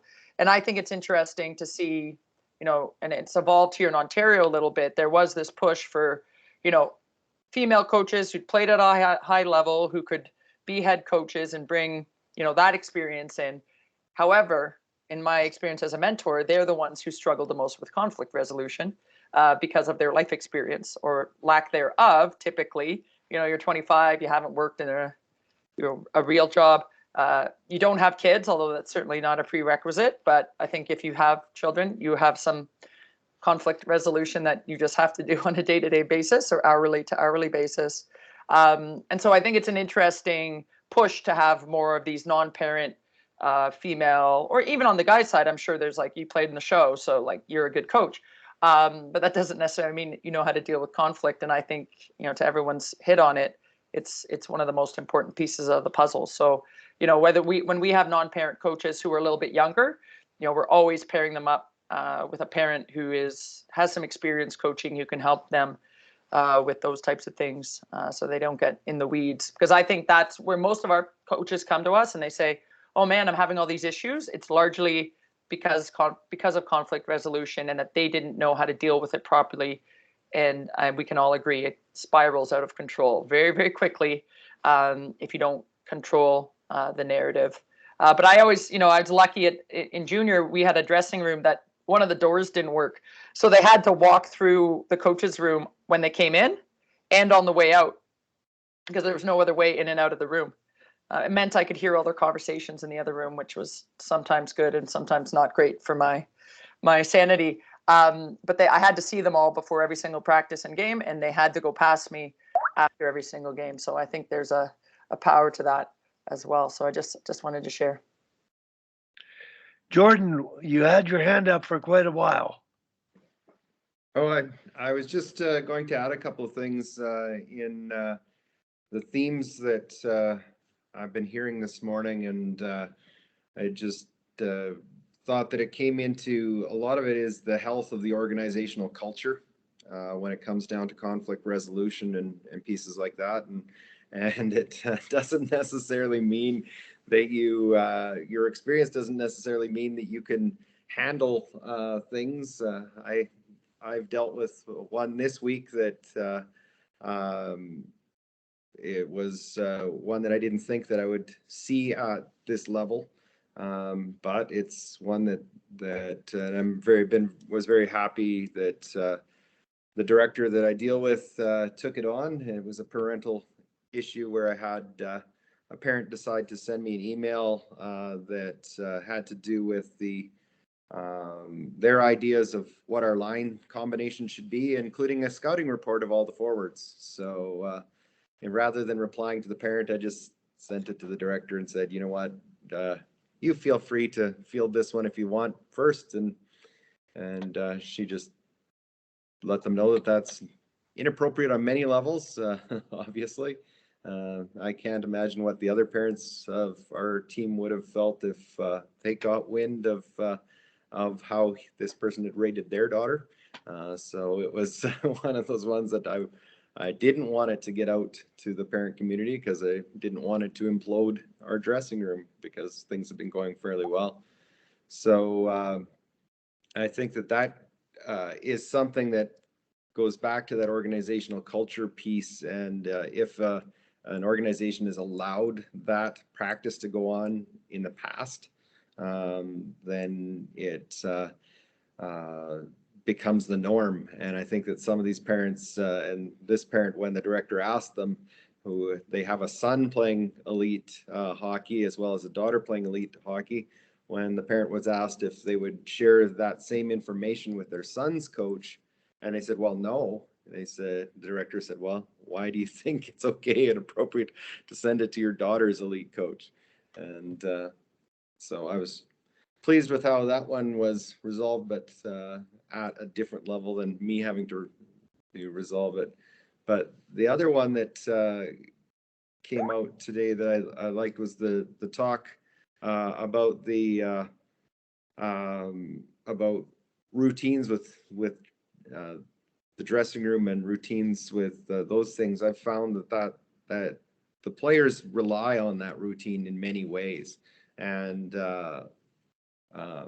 personally, I look at many rinks that we go to don't use the between period timer, so you're always dependent on how fast the Zamboni driver is in the facility as your timing pieces coming into the kids, but trying to be as consistent as possible and when you go in to what time they have to be stepping back on the ice for that refocus piece. And because I think that although Sammy has probably got to experience the Letterkenny kick the garbage can protocol now that she's been on Letterkenny, that piece of following the players in, like I had it explained to me before, that either you're a coach that follows the players in after a period, or you're a coach that leaves the kids alone or leaves the players alone till later. Let them figure it out right after the period and then go in.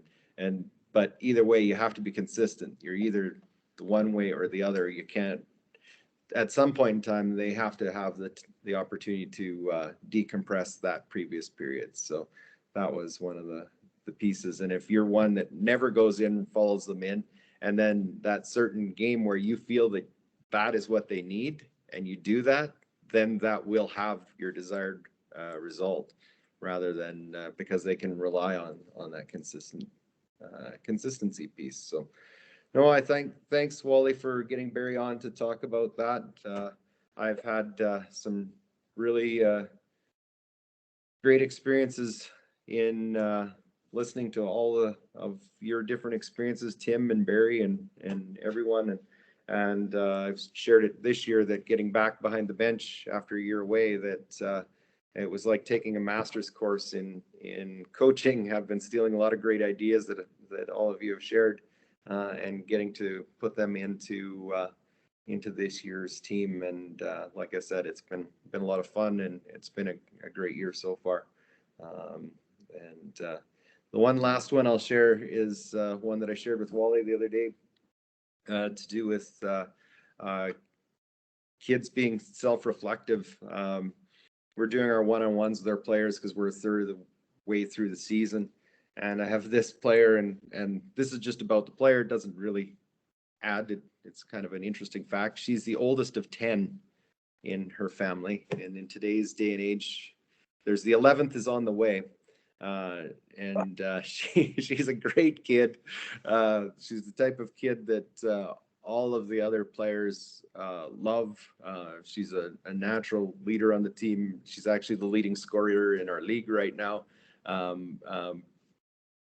Came to me early on concerned that her lacrosse, would I be worried about allowing her to play lacrosse in the early fall? And I said no, that we'll work around it, and that piece for her to participate in both.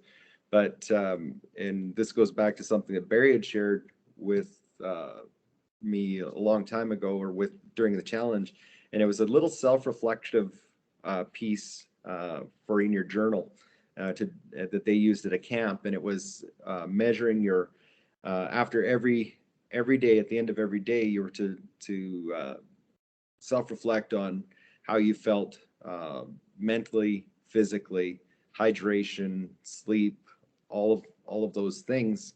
And so I gave them to all the players, and when we were to put in their journal and use when we started early in the season. And when we're doing the one-on-one with her, she asked if I wanted to see her journal, and I said, no, your journal is yours. That's your information. But I said, is there anything that you feel you would like to share? Well, she was flipping through it, and there was a whole bunch of pages that had little notes on it, and I knew that those were hers, and they weren't to do with any of the other prompts that they'd been given as a team. And I said, what's that, Soph? And she goes, after every ice session, she said, I've been writing down how I feel. And I said, and what have you learned from doing that? And she goes, well, I've learned that before these practices, because they're so close to after school, that I need to either eat more earlier in the day. And she was starting to recognize her own performance as related to the times and all of those sorts of things. And I thought, here's a kid that's figuring it out. And we don't necessarily know the impact that we're having on these kids by providing them what sometimes feels like too much information, but it was one that was really neat.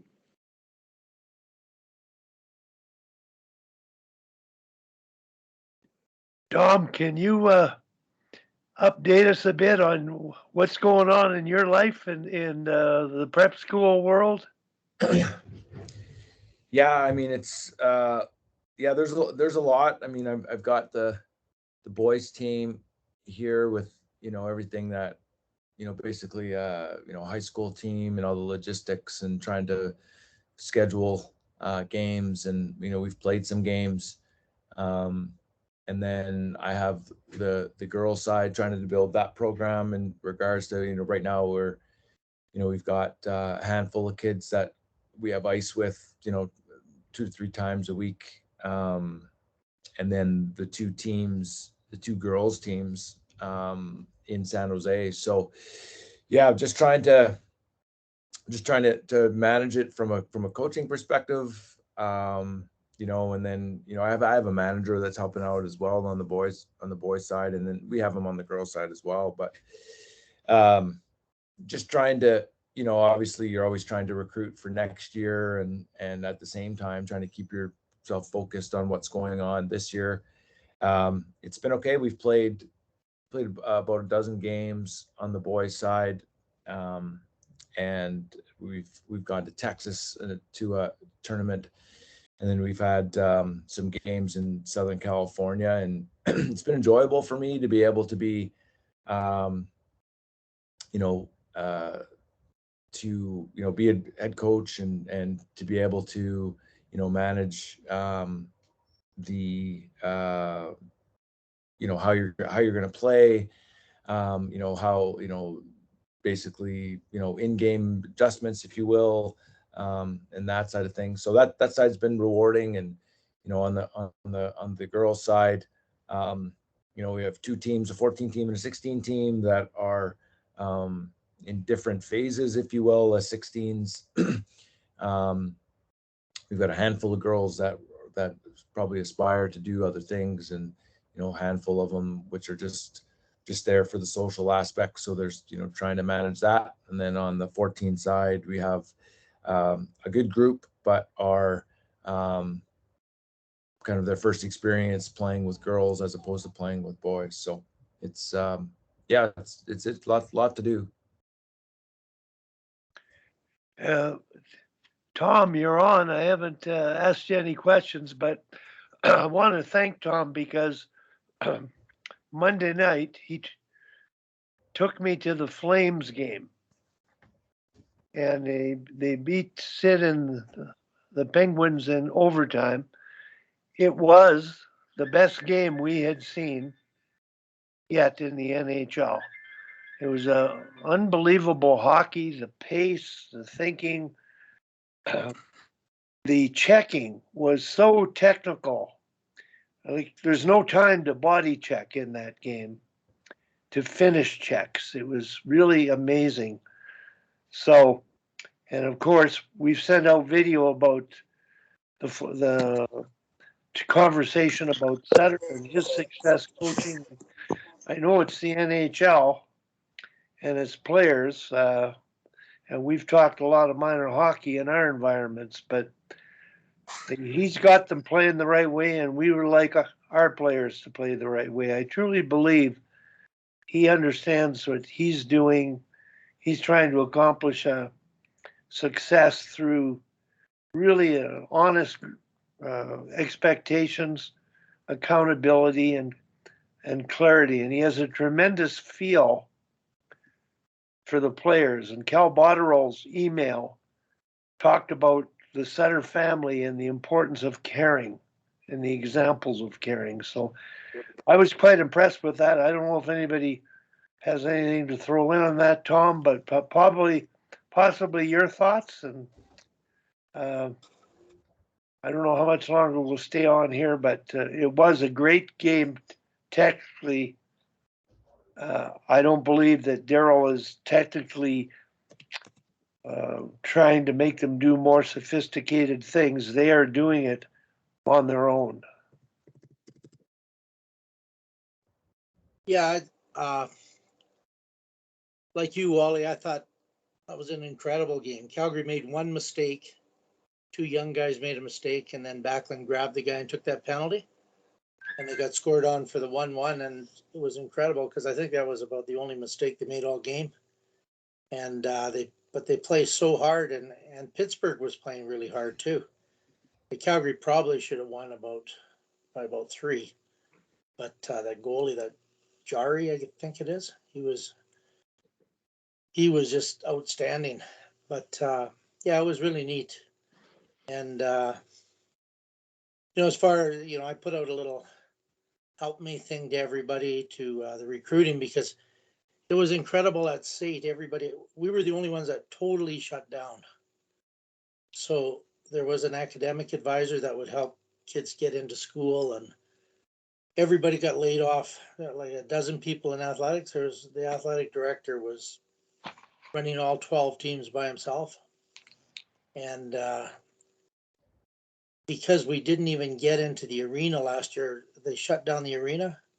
I had recruits that never saw the inside of the arena, never saw the dressing room, and kind of hard to make them feel like they're part of anything, So anyways, right now we have 19 players, and one is hurt, and, so anyways, it really affects practice and this sort of thing. But I got great assistant coaches. Terry Johnson, he comes Tuesday, Thursday. He'll be there tonight. And then Mike Schumi, he's, played, I think he I don't know if he played with Dom in Switzerland or you know of him. Big, huge guy. He played there Yeah, I've 10 heard of him. years. Yeah, and my goalie coach is terrific, and our goalies have played well. So I've got pretty good players, but they're big, but we're not quick at all. And we got to really work on getting quick. So if anybody's got ideas about quickness, we're working on this kind of stuff all the time. But it's a real process I basically have now 3 returning players because one just flunked out. And only one of the returning players was any kind of an impact player. So it's basically a brand new team. It's like a graduate year in high school. So it's a process for us, but it's a good challenge. So that's my update on my team and my thoughts about the Flames.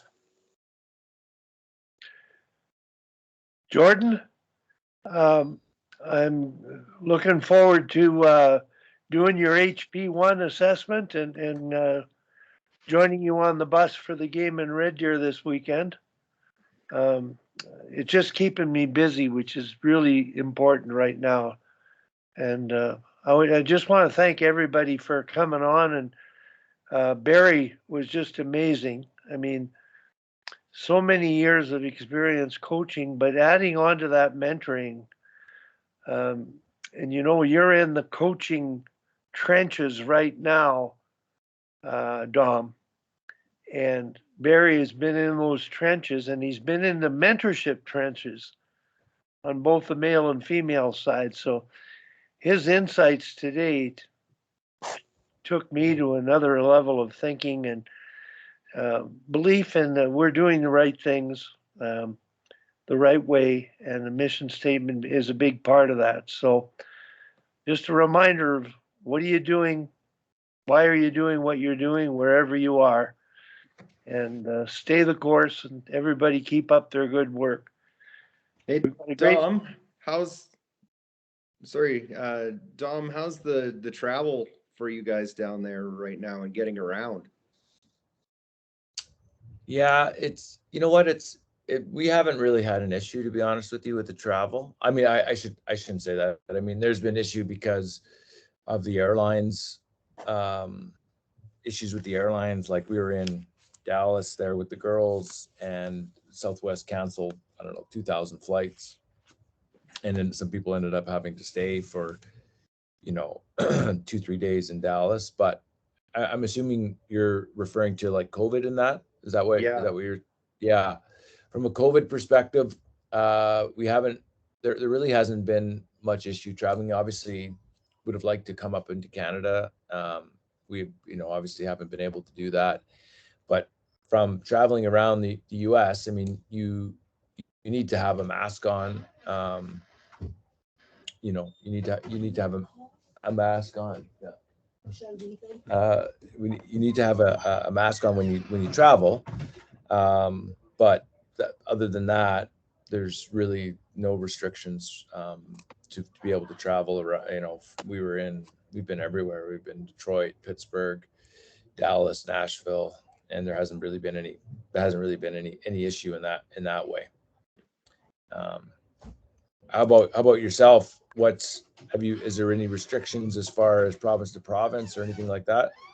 Well, the biggest challenge we have is that you have to be fully vaccinated if you're over 12 to fly. Yeah.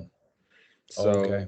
So like our team, or to get into venues, even you can either show that your vaccination status or provide a negative COVID test. Right. So we have on my team, we have players that are choosing the testing option. So yeah, we are looking at. We already have been to one out of province tournament in Saskatoon. We're now looking at one, or we are registered in one in Fraser Valley.